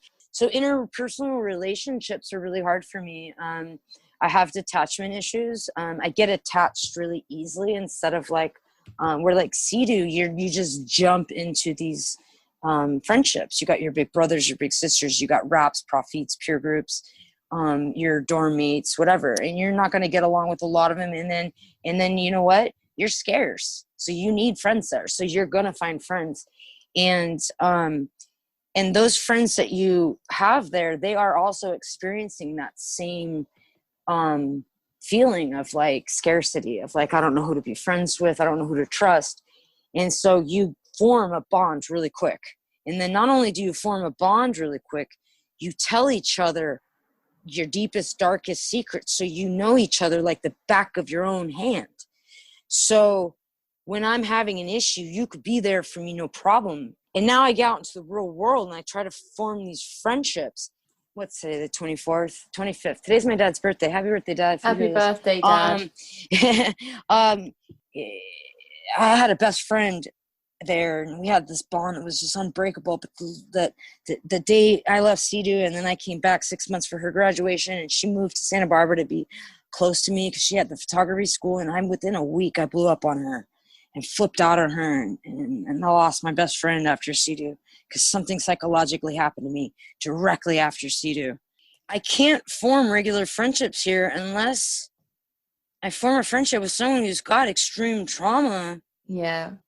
In the real world, you form a friendship, and now I think I'm best friends in a week. It doesn't work that way.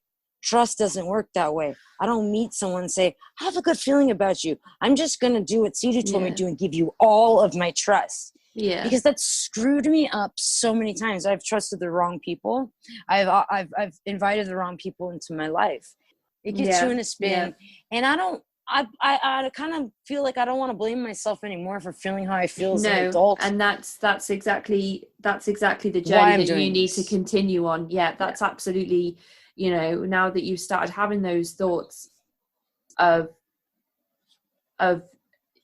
doubt, you need to just make sure that you carry on. And every time that you know, have actually maybe it is my fault, I just hope that you can continue to keep digging down, and as difficult as it is, remembering the things that happened, and then having those moments of clarity where you think to yourself, oh, building a wall around myself and then knocking it down, that's not okay. You know, when you come from a Stockholm syndrome, like, your captures become your, I can't explain it very well.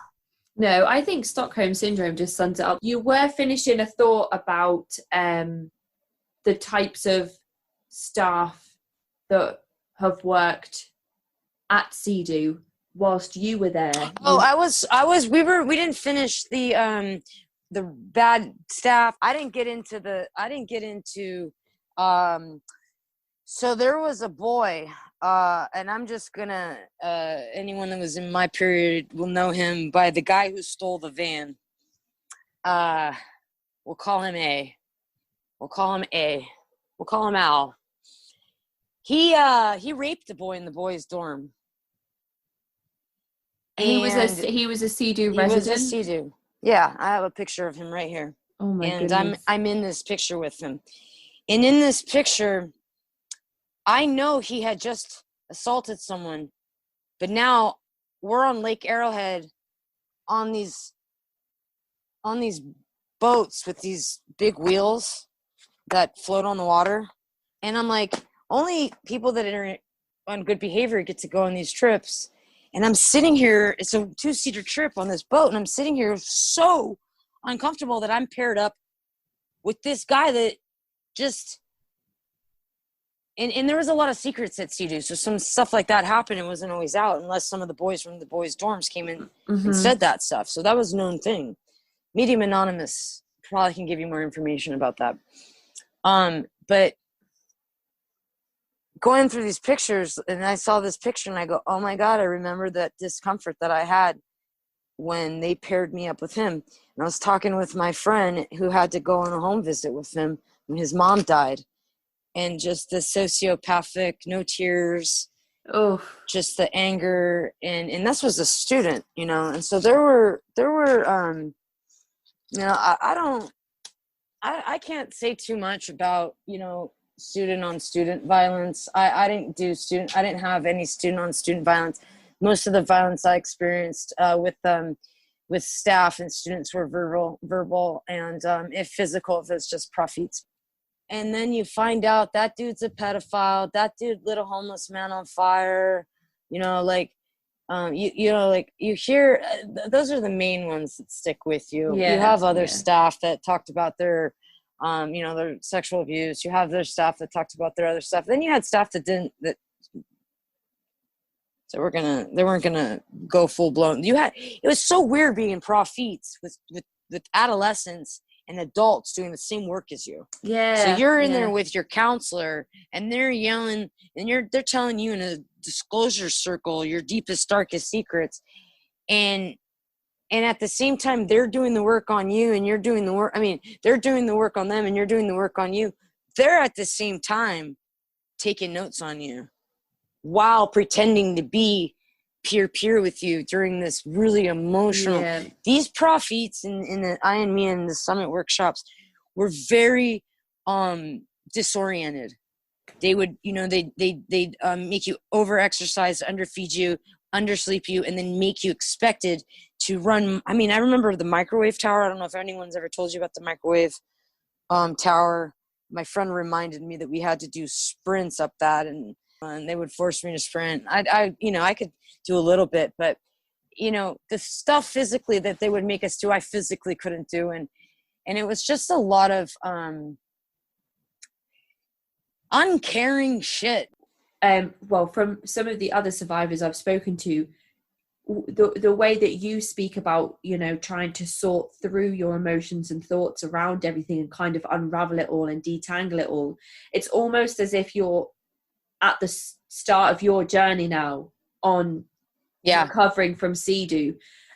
So no, it feels like I have to what do you feel like what are your next steps going to be, and what advice would you have for other people who are also now having this sort of moment where they're waking up themselves? Well, you know, on some days I'm real good at giving advice, you know, some I could take, and other days it's better to give advice you can't take. But you know, For me, I don't have the answer yet. I thought I had the answer a couple years ago, and I go through these ups and downs and these waves of being really depressed and anxious, and then being okay and strong.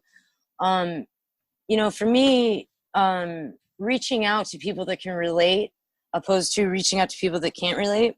Mm-hmm. Because one thing I want to tell people is avoid gaslighting as much as you can, because it will eventually make you want to. It makes it. I'll speak for myself, and this is heavy to hear. It's taboo as it is. It'll make you want to take your life. When you live a life completely misunderstood, and you just want so desperately to be understood and loved for being, what fucked me up about the children's prophet is, and then you go into like the I and me. So you got to get into this. You got this chrome ball, and then they talk about life just beats you a chrome ball up. Then you go into the I and me, and you got to talk from I as your head, and that's what gets you in trouble, and your me is your heart. And they make you talk like you're a freaking baby. So when I say I'm thirsty, no, me's thirsty. Shit like that. I can't give you really good examples of just like the really. I'm not good at. I can't pull out the brutal emotional mind fucks that they would make you talk like you're a baby. Like, me is sad because mommy wasn't there for me. It sounds like it's just another degrading method to get power over the people that are involved. They took me away from me. And I know that my parents sent me away because I was already troubled. But there was a part of me that was strong and didn't need to be, stripped of my strength. Yeah. Because I feel like I went from being a strong, rebellious troublemaker to I don't want to, fucking pussy, and feminist. I don't want to use that word, but to just one big sissy lala that kisses people's ass and is afraid to stick up for myself and is afraid to get in fights with my family because I don't want to disappoint them. I just feel like the staff didn't have credentials, and they didn't have the education to deal with people with ADHD, bipolar disorder. I mean, I had a friend that was diagnosed schizophrenic after he left CEDU. Now he's full blown. I mean, I know that's that age, but I think trauma can jumpstart that as well. Well, they didn't even have any formal education in teaching. I don't remember seeing a psychiatrist. I don't remember going to them and talking to them about I only remember talking about my feelings in the most inappropriate ways. And now I'm in the real world and I don't know how to appropriately talk about my feelings. So I push my family away. And I think that can also contribute to, a lot of my mental health, because when you go to CEDU, you hear all these people's stories, and unless you're a narcissist, I mean, how can you not be empathetic? Yeah. Yeah. So, me out in the real world. What do you think the next step is for? Well, I just finally at the top of the list of dialectical behavior therapy, DBT. It's kind of like if you go to Hazel, Betty Ford, or any kind of alcohol treatment, they're going to use cognitive behavior treatment, CBT, which both are great. People with bipolar, borderline, have personality disorders, and a lot of people that left CEDU have a personality disorder. DBT is to help, create awareness and help you kind of be aware in your behavior, in your moment, in that awareness, and to try to create new behaviors, which is something I wish CEDU would have taught me to do. And so it sucks because for me, I can't go back in the past and say woulda, coulda, shoulda. But had I had the proper help, I know that I would be fairly successful as a DJ or a tour guide, or, but I live in so much insecurity now, and I live in so much gaslight, and I live in so much, constantly questioning my reality, and so much disapproval and invalidation, that I feel lonely. And then when I feel lonely, I want to open up. And the minute I open up, I get gaslit again. So it gets to a point where I want to shut down. So there's the point to me that I just want to completely shut down and forget about everything that ever happened to me. But I don't have that luxury, because when you're screamed at for so long, when you're meant to tell your story you don't have the luxury of forgetting. I have some of the stuff, I do have luxury of some of the stuff that wasn't repeated all the time. Like some of the prophets I can't remember for the life of me. But pre-CEDU stuff that they made you repeat, how do I gotta go now as a 39-year-old and go back and not only help myself from the shit that CEDU hurt me, but the shit that hurt me to get me sent to CEDU. Yeah. And so I feel like I'm such a late bloomer. I had pre-COVID, I was on crutches for 8 months and the worst back pain of my life. And I had a friend that, the relationship, the communication just wasn't there. She couldn't understand where I was at. And, it was a heartbreak. And then I ended up just being alone. And now I'm alone because I'm afraid of being hurt by people. And that's not the way I want to live. It's those cycles that we were talking about before, about being in one place and then being forced into the opposite place. Next, I want survivors to start talking out. I'm scared. I want people to know that's listening to me right now. I'm afraid of you hearing my voice. I'm afraid of you hearing when I tear up. I tried to hide it this whole podcast by holding my breath. But I'm afraid of people hearing my story.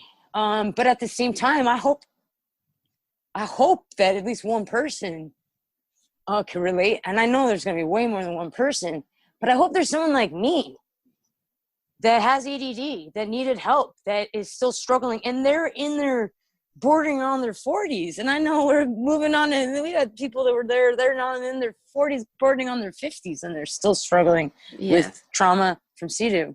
So I just, I want to seek the therapy, but because I had the CEDU, it makes me feel like it's just, I need to rewire my brain. Yeah. And do you think that people speaking out and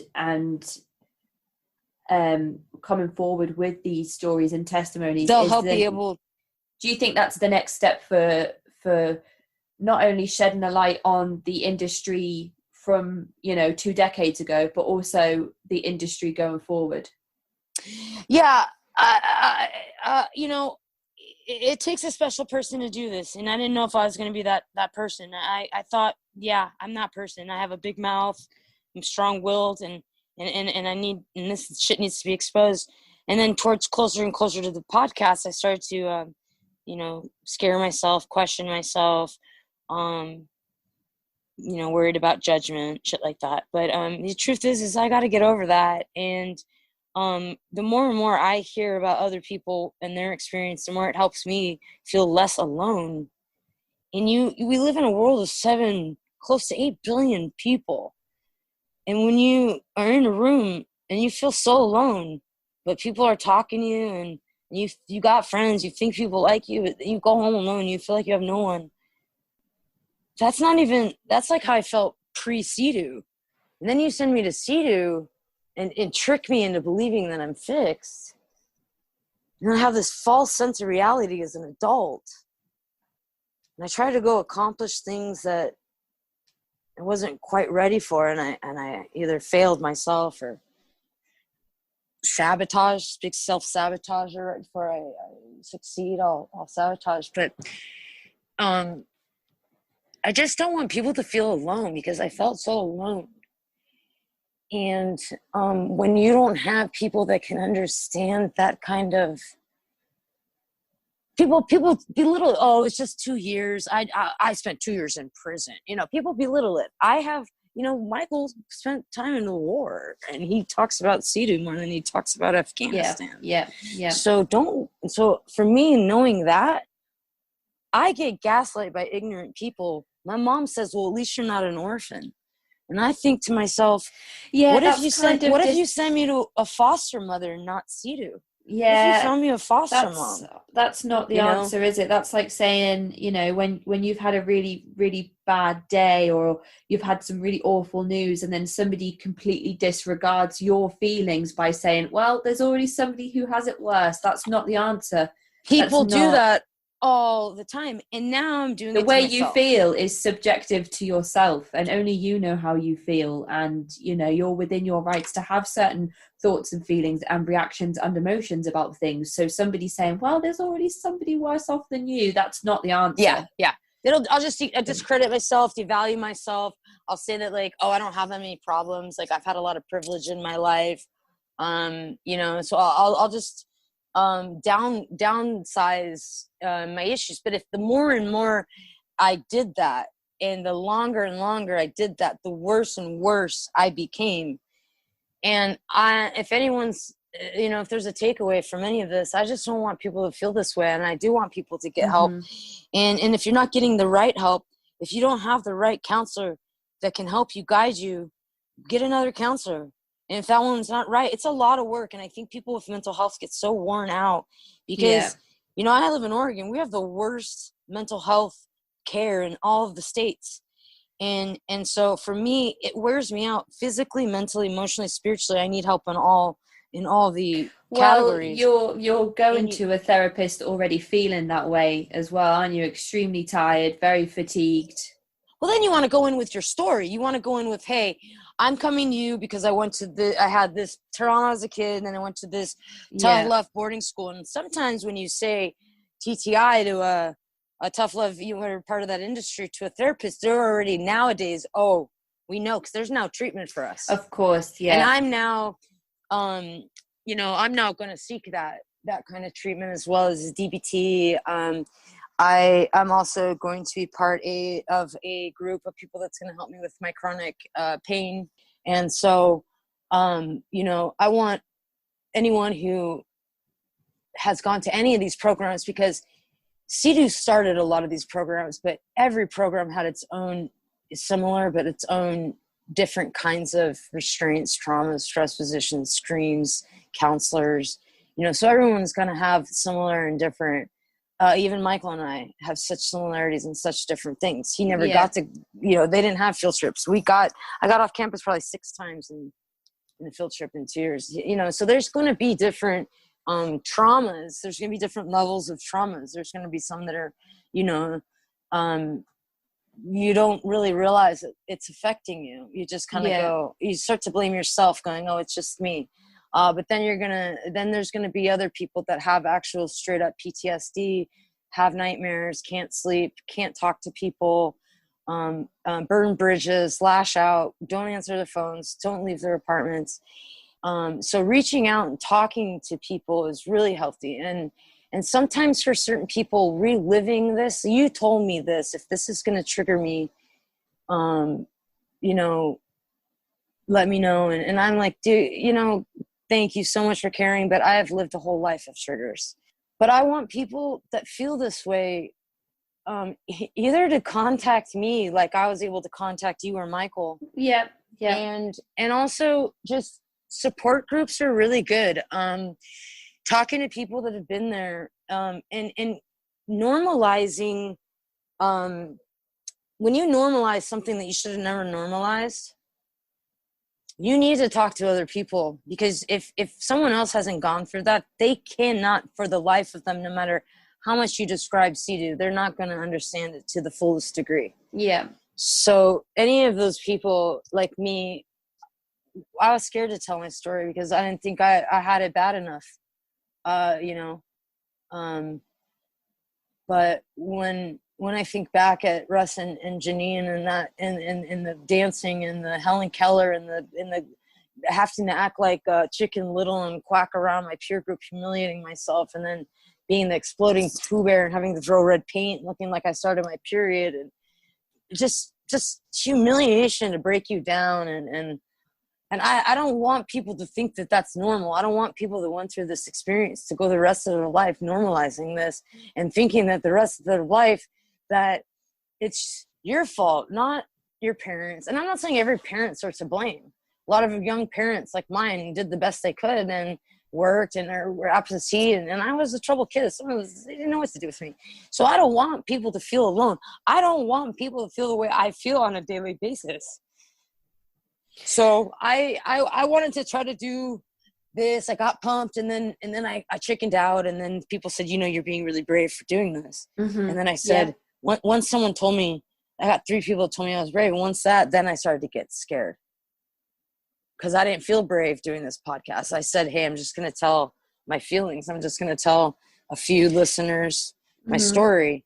But then when I find out that this could actually go somewhere, I can't completely 100% blame CEDU, but the tactics at CEDU made it really hard for me to adapt to this crazy world that we already live in. None of these people that I talk to communicate the way I communicate. I think that's universal for CEDU survivors. I know myself and Michael had a conversation about that exact same thing. But I just wanted to... I want parents too.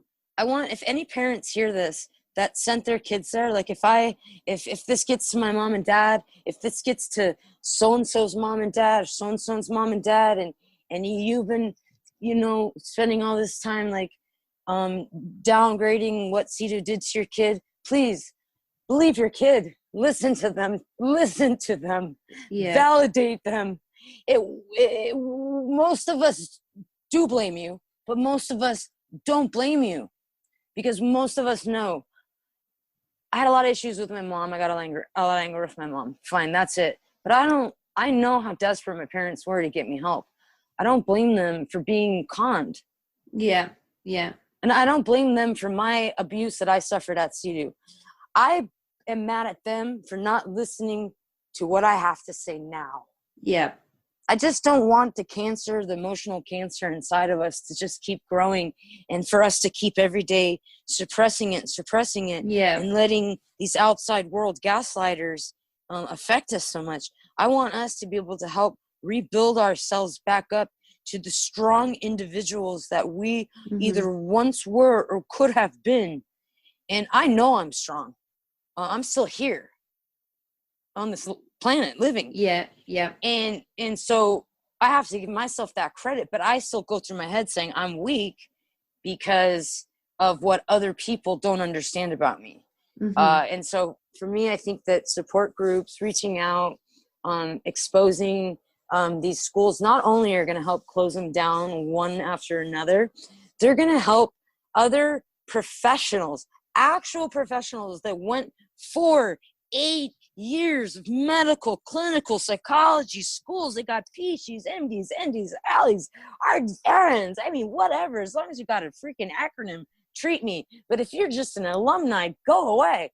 But if you can get a professional to help you sort through this mental chaos, and I know I'm ADD, so my mental chaos is a little different than other people, but it could help you. And then just one person in your family validating you. Yeah. Your whole family doesn't have to validate you. For me, I just need like my dad to just, mostly I really want my mom, but my dad is like, get over it. Like, I don't want to hear you talk about CEDU anymore. But I'm not talking about CEDU to make him feel bad. I'm talking about CEDU to tell him the reason I talk so much about myself and about my story and about this is because of CEDU. And every time I blame CEDU for something CEDU made me, he says, stop blaming CEDU. And it's almost like start taking responsibility yourself. I understand to a certain age, you got to start taking responsibility for your life. I do, and I'm doing that. But when you're doing that and you're doing the work and you're getting the counseling and you're still receiving the gaslighting as if you're not doing anything to help yourself, that hurts the cause. That hurts your cause. Yeah. And so, for me, what I want to learn is just to, block out certain people's ignorance and gaslighting and keep talking to people that understand the aftermath. Because even if you don't remember, if you blocked out a lot and you can only remember portions of these experiences and these years of these programs, there's a reason for that. And don't blame yourself for that. That's a way to protect yourself. And it's weird because in that same sense, that's a way to protect myself. I now don't have a way to really protect myself in this other way that I need here in outside CEDU real world. So seeking actual clinical psychologists that have dug deep into the troubled teen industry, that have background in helping reverse the trauma. That's where I'm at. That's where I'm heading out. And this is what this podcast is. Not only me being able to kind of ramble, and there's a lot of heavy stuff that we missed because we didn't go through the list in order. But there's a lot of healing to do. And these schools aren't a save-all, and some people, okay, you're going to hear your CEDU save some people. Cool. It didn't save a lot of us. It screwed a lot of us up. And we need to get the help. So if you find yourself at home fearing reaching out, fearing that embarrassment, fearing that humiliation, fearing that reliving that trauma, some people can't relive that trauma. It's going to set them off into a downward spiral, and I know that. So some people, if you hear this and you feel that that's your road, don't go down it until you're ready.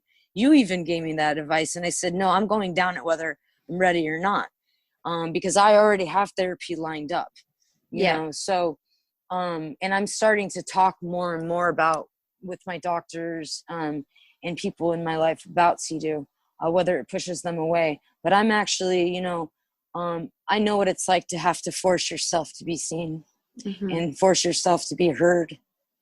Sometimes your parents just want you to be seen, not be heard. And CEDU wanted a lot of that too, minus the screening. They wanted them to be they didn't want you to be who you wanted to be. They wanted you to be who they wanted you to be. Yeah. And now I struggle with who am I and who am I, who am I, who is them? Because I'm me. I know who I am, but what part of me is stuff that I need to get rid of to become who I really am. Yeah. Because I am also CEDU. I am a CEDU survivor. It's definitely going to be a journey of rediscovery of yourself and parts of your personality that were always there and parts of it that were developed during your time at CEDU. That's a pivotal point in a child's life, Yeah. And I just can't get over.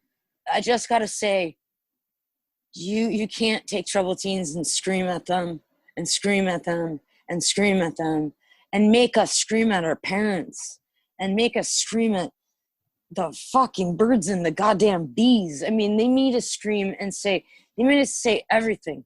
I mean, they made us, you can't do that. And how do you reverse those psychological traumas? How do I, on a personal level? I got some plans, but when will I get overseeded? Will I ever get overseeded? Or did it shape who I am? Because when you're a teenager and you graduate high school, you go off to college or you get a job and you learn how to become an adult on your own in the real world. I didn't do that. So I didn't become an adult. And half the time I don't even consider myself an adult. I talk as if I'm still a 19, 18, 20-year-old. And that's that trauma coming out. And so I really hope that there are other people that relate to this, that are just really afraid of talking about it, because I think know so. how scared it is. I think there will be. And, I just wanted to say that I know that you were really anxious and worried about sitting down to talk today, just about the logistics of how format and keeping and all of those things. I know that you were worried about it, and you were worried that you wouldn't be able to give a quote good interview, and I had to keep, memory accurate to keep reminding you that and don't apologize CEDU taught me to over apologize for everything. So I've had to tell you a couple of times to not apologize for something. I appreciate that. But it's I think it's commendable that you still, with all your doubts and anxieties and nervousness about talking about everything, you've come here, you've opened up, you've talked about things of a difficult nature, with your own mental health. You've talked about contemplating suicide, and I hope that's not a serious thought that you have at the moment. It's been a thing. It's been a pre-CEDU thing. They sent me to CEDU because of it, and CEDU just increased it. So it's I'm too strong to do it, but it's when you live in you have that ideology, that suicidal ideation, and you go to sleep at night hoping you don't wake up, and then you wake up and you're just going, what the fuck am I going to do with my day? And it's just that that feeling of like, wanting to plan it, but not wanting to go because you still have hope that you can get better. Like, I think I'm a really great person, as much as I know I'm a pretty crappy person in so many ways. I've hurt a lot of people in my life, and I apologize to every single one of them too. But opening up, I got to tell you that I got to thank you without crying, because having this opportunity in being able to push past the fear, they love to talk about fear and love, and are you closer to fear and death or love and life? And they'd always push me this is one of the prophets, I forget. They'd always push me to fear and death. And so that's how I live in my life now, but I still have hope, and that's what's kept me alive. And it is kind of like a big fuck you, though, that all the ex-residents that were so harmed by these programs are now coming out and actually telling the truth like they always wanted them to. Casey, I wanted to just thank you so much for this opportunity to not only allow me to tell my story, but you do something that other people don't do. When I show fear and when I show self-doubt, people don't handle that the way you did. You allowed me to feel comfortable and confident and validated. And that helped me be this brave person that, is giving this interview. And I really do want to give a shout out to Michael for giving this information to you, because I know you're a cult girl, and so I love that you're covering all these cults, and I'm really grateful that you're covering ours, because I know it affects a lot of us. And I want to thank a couple friends I'm not going to use by names, but there's some people like Medium Anonymous, who I know, I was there with, and Leon Chef, which rest in peace, brother, because he led this journey for me. Liam started it. I think he's the pioneer, really, isn't he? Yeah, he's at the forefront of it all. Yeah, and his suicide to me really hit me hard. We knew each other only through the internet and Facebook Survivor stuff, but he had chronic pain, and I could understand that he couldn't live in that, and I don't. He had to do what he had to do, and he had to do it. So I related well with him, and he's gone now. He's not here to hear me thank him, but he got me on my journey to realizing that a lot of the stuff isn't just coming from my head. It was implanted into my head.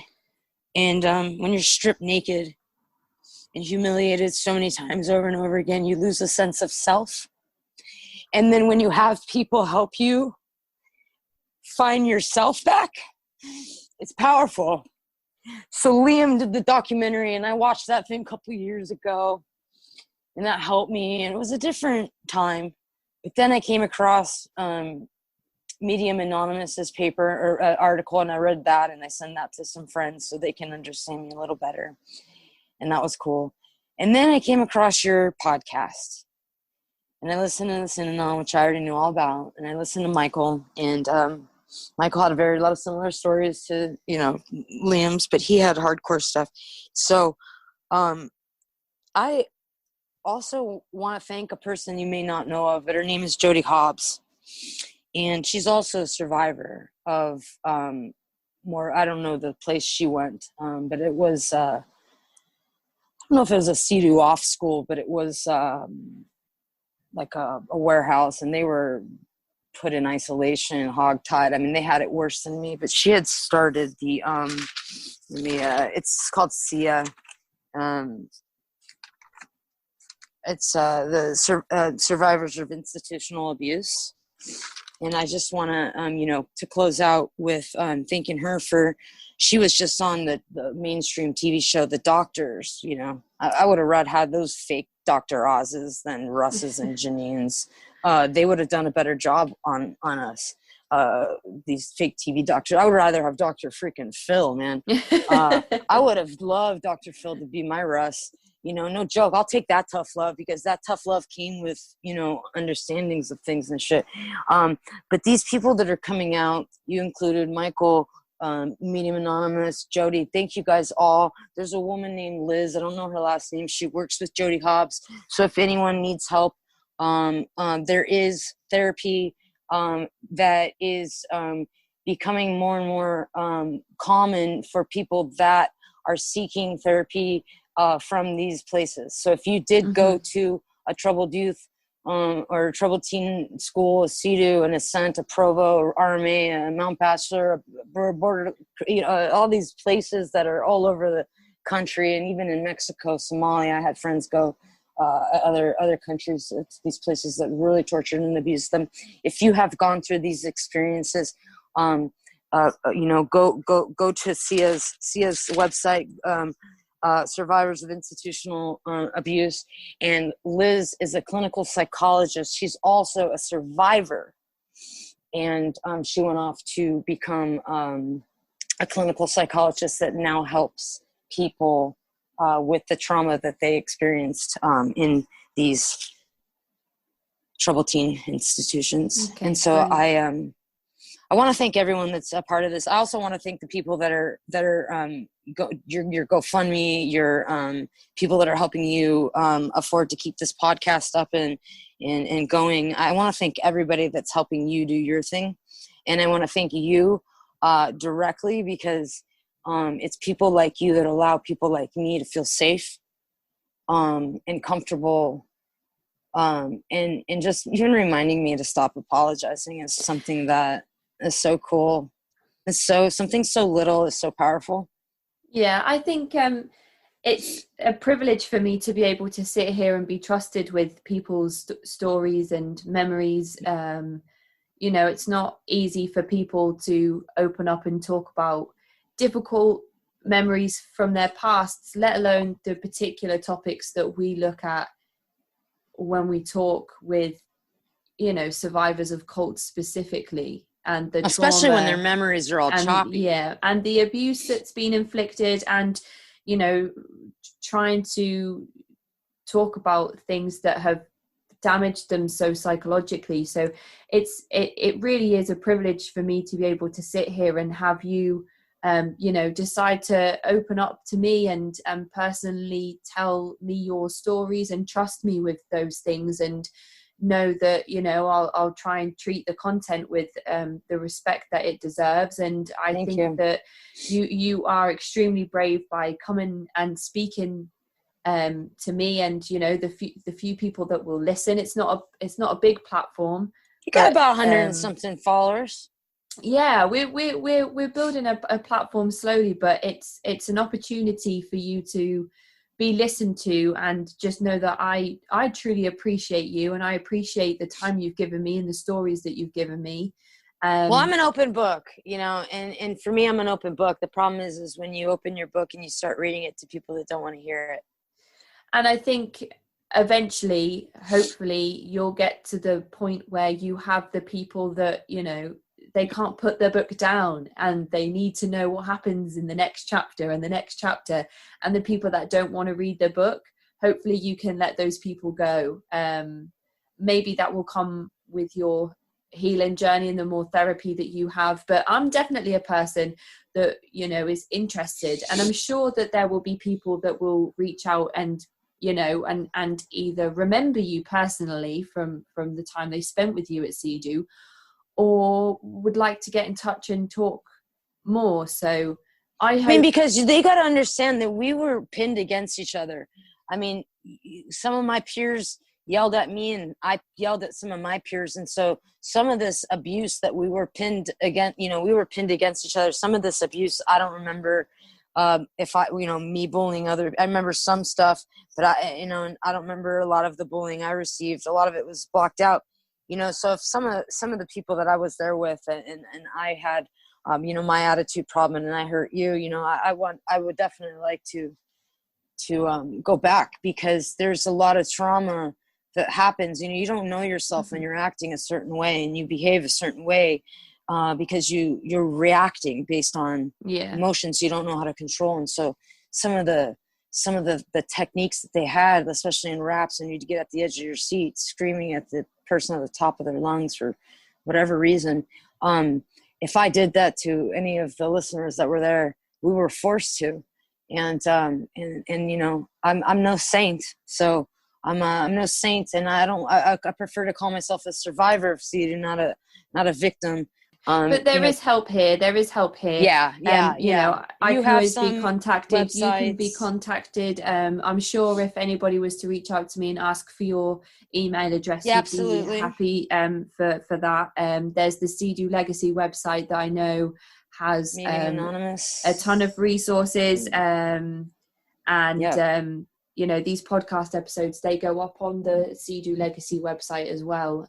Super. So that's helpful. There's a ton of really, really interesting archive material on the website, and there's the Troubled Teen Industry subreddit as well, which has been really helpful to, I know, a lot of survivors. But some of us feel so unloved, and it's funny that if we were just to be able to tell our stories with some compassionate people around us to validate us, that little bit goes a long way. I mean, the healing that you get when you just get, like Deepak Chopra says, if your doctor's more likely to believe you and care for you, you're more likely to heal. Mm-hmm. So that goes along with friends, parents, counselors. It goes along with people, peers, people in your life. And I just, for me, I really want people to understand that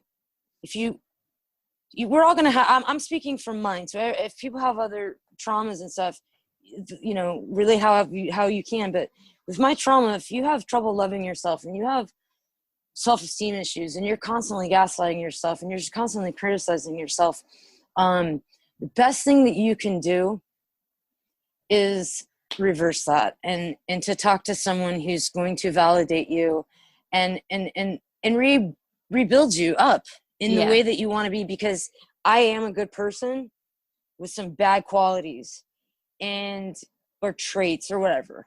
But I know if I get the right help and I continue to get the right help, I'm just going to keep getting better, you know, and maybe the triggers will become far in between, less and less, and then be able to help other people. But I can't help other people until I receive the help that I need, unless the journeys are hand in hand to go walk together. But hopefully this is a step in that right direction. I'm really rooting for everybody out there that, you guys who this saved your life. Good for you. I'm happy you guys are all successful and doing well. I'm really proud of you guys, and I'm glad that you're happy. I love when people are doing well, and especially when they deserve it. But for all you guys that this hurts you, you're not alone. And I felt alone a long time. You're not alone. And wow, it's going to be a hell of a journey. A lot of triggers. So thanks for helping me prepare for this. Thanks for helping me back and forth with all these emails and just helping me stay on point. No, it's honestly been a privilege. It's been just really insightful and great to get to know you. And I appreciate you, and I'm thankful of your time and everything that you've given me. So thanks for your patience and with the rants and the out of order, so and you honestly, say don't thank me, but I have to. I am very appreciative, because talking to people like you make it easier to feel safe to open up. But you kept wanting to apologize for not answering the questions in order, but it's your story, and you were just flowing. yeah, you were just And then there's like telling. half the stuff that I have written down. I didn't even tell you half the shit. You just let your stream of consciousness go, and that's you speaking honestly. Yeah. And that's what I think is important for you to be able to be yourself, and not say the things that you think I want to hear, because Right. that's CEDU, but Right. saying the Right. things that you want to say as they come into your thought stream, and that's what I think we've been able to do over the last 3 hours. So thanks everyone for thanks everyone for listening. Thanks everyone for contributing. And keep contributing, keep adding your stories. Michael influenced me to tell my story. Hopefully my story influenced you to tell your story. I know Casey's got a lot of interviews lined up, so keep hearing these stories. And if you have these experiences, please talk, and please don't be silent. Silence kills, and we all know that. Very well said. Thank you so much. I'm gonna close out with that. So thank you very much, yeah, and enjoy the rest of your day. Thank you. Thanks so much. I really appreciated this time with you. This was awesome. I'm going to have a great rest of the day now. That is the end of this week's episode. Please follow the Breaking Code Silence movement across social media, and remember to like, share, subscribe to the podcast. Leaving a review really does help. You can find me on Patreon at patreon.com/thecultvault, or email me at cultvaultpodcast@gmail.com, and Twitter and Instagram at cultvaultpod. I'm your speaker Casey, and this has been the Cult Vault.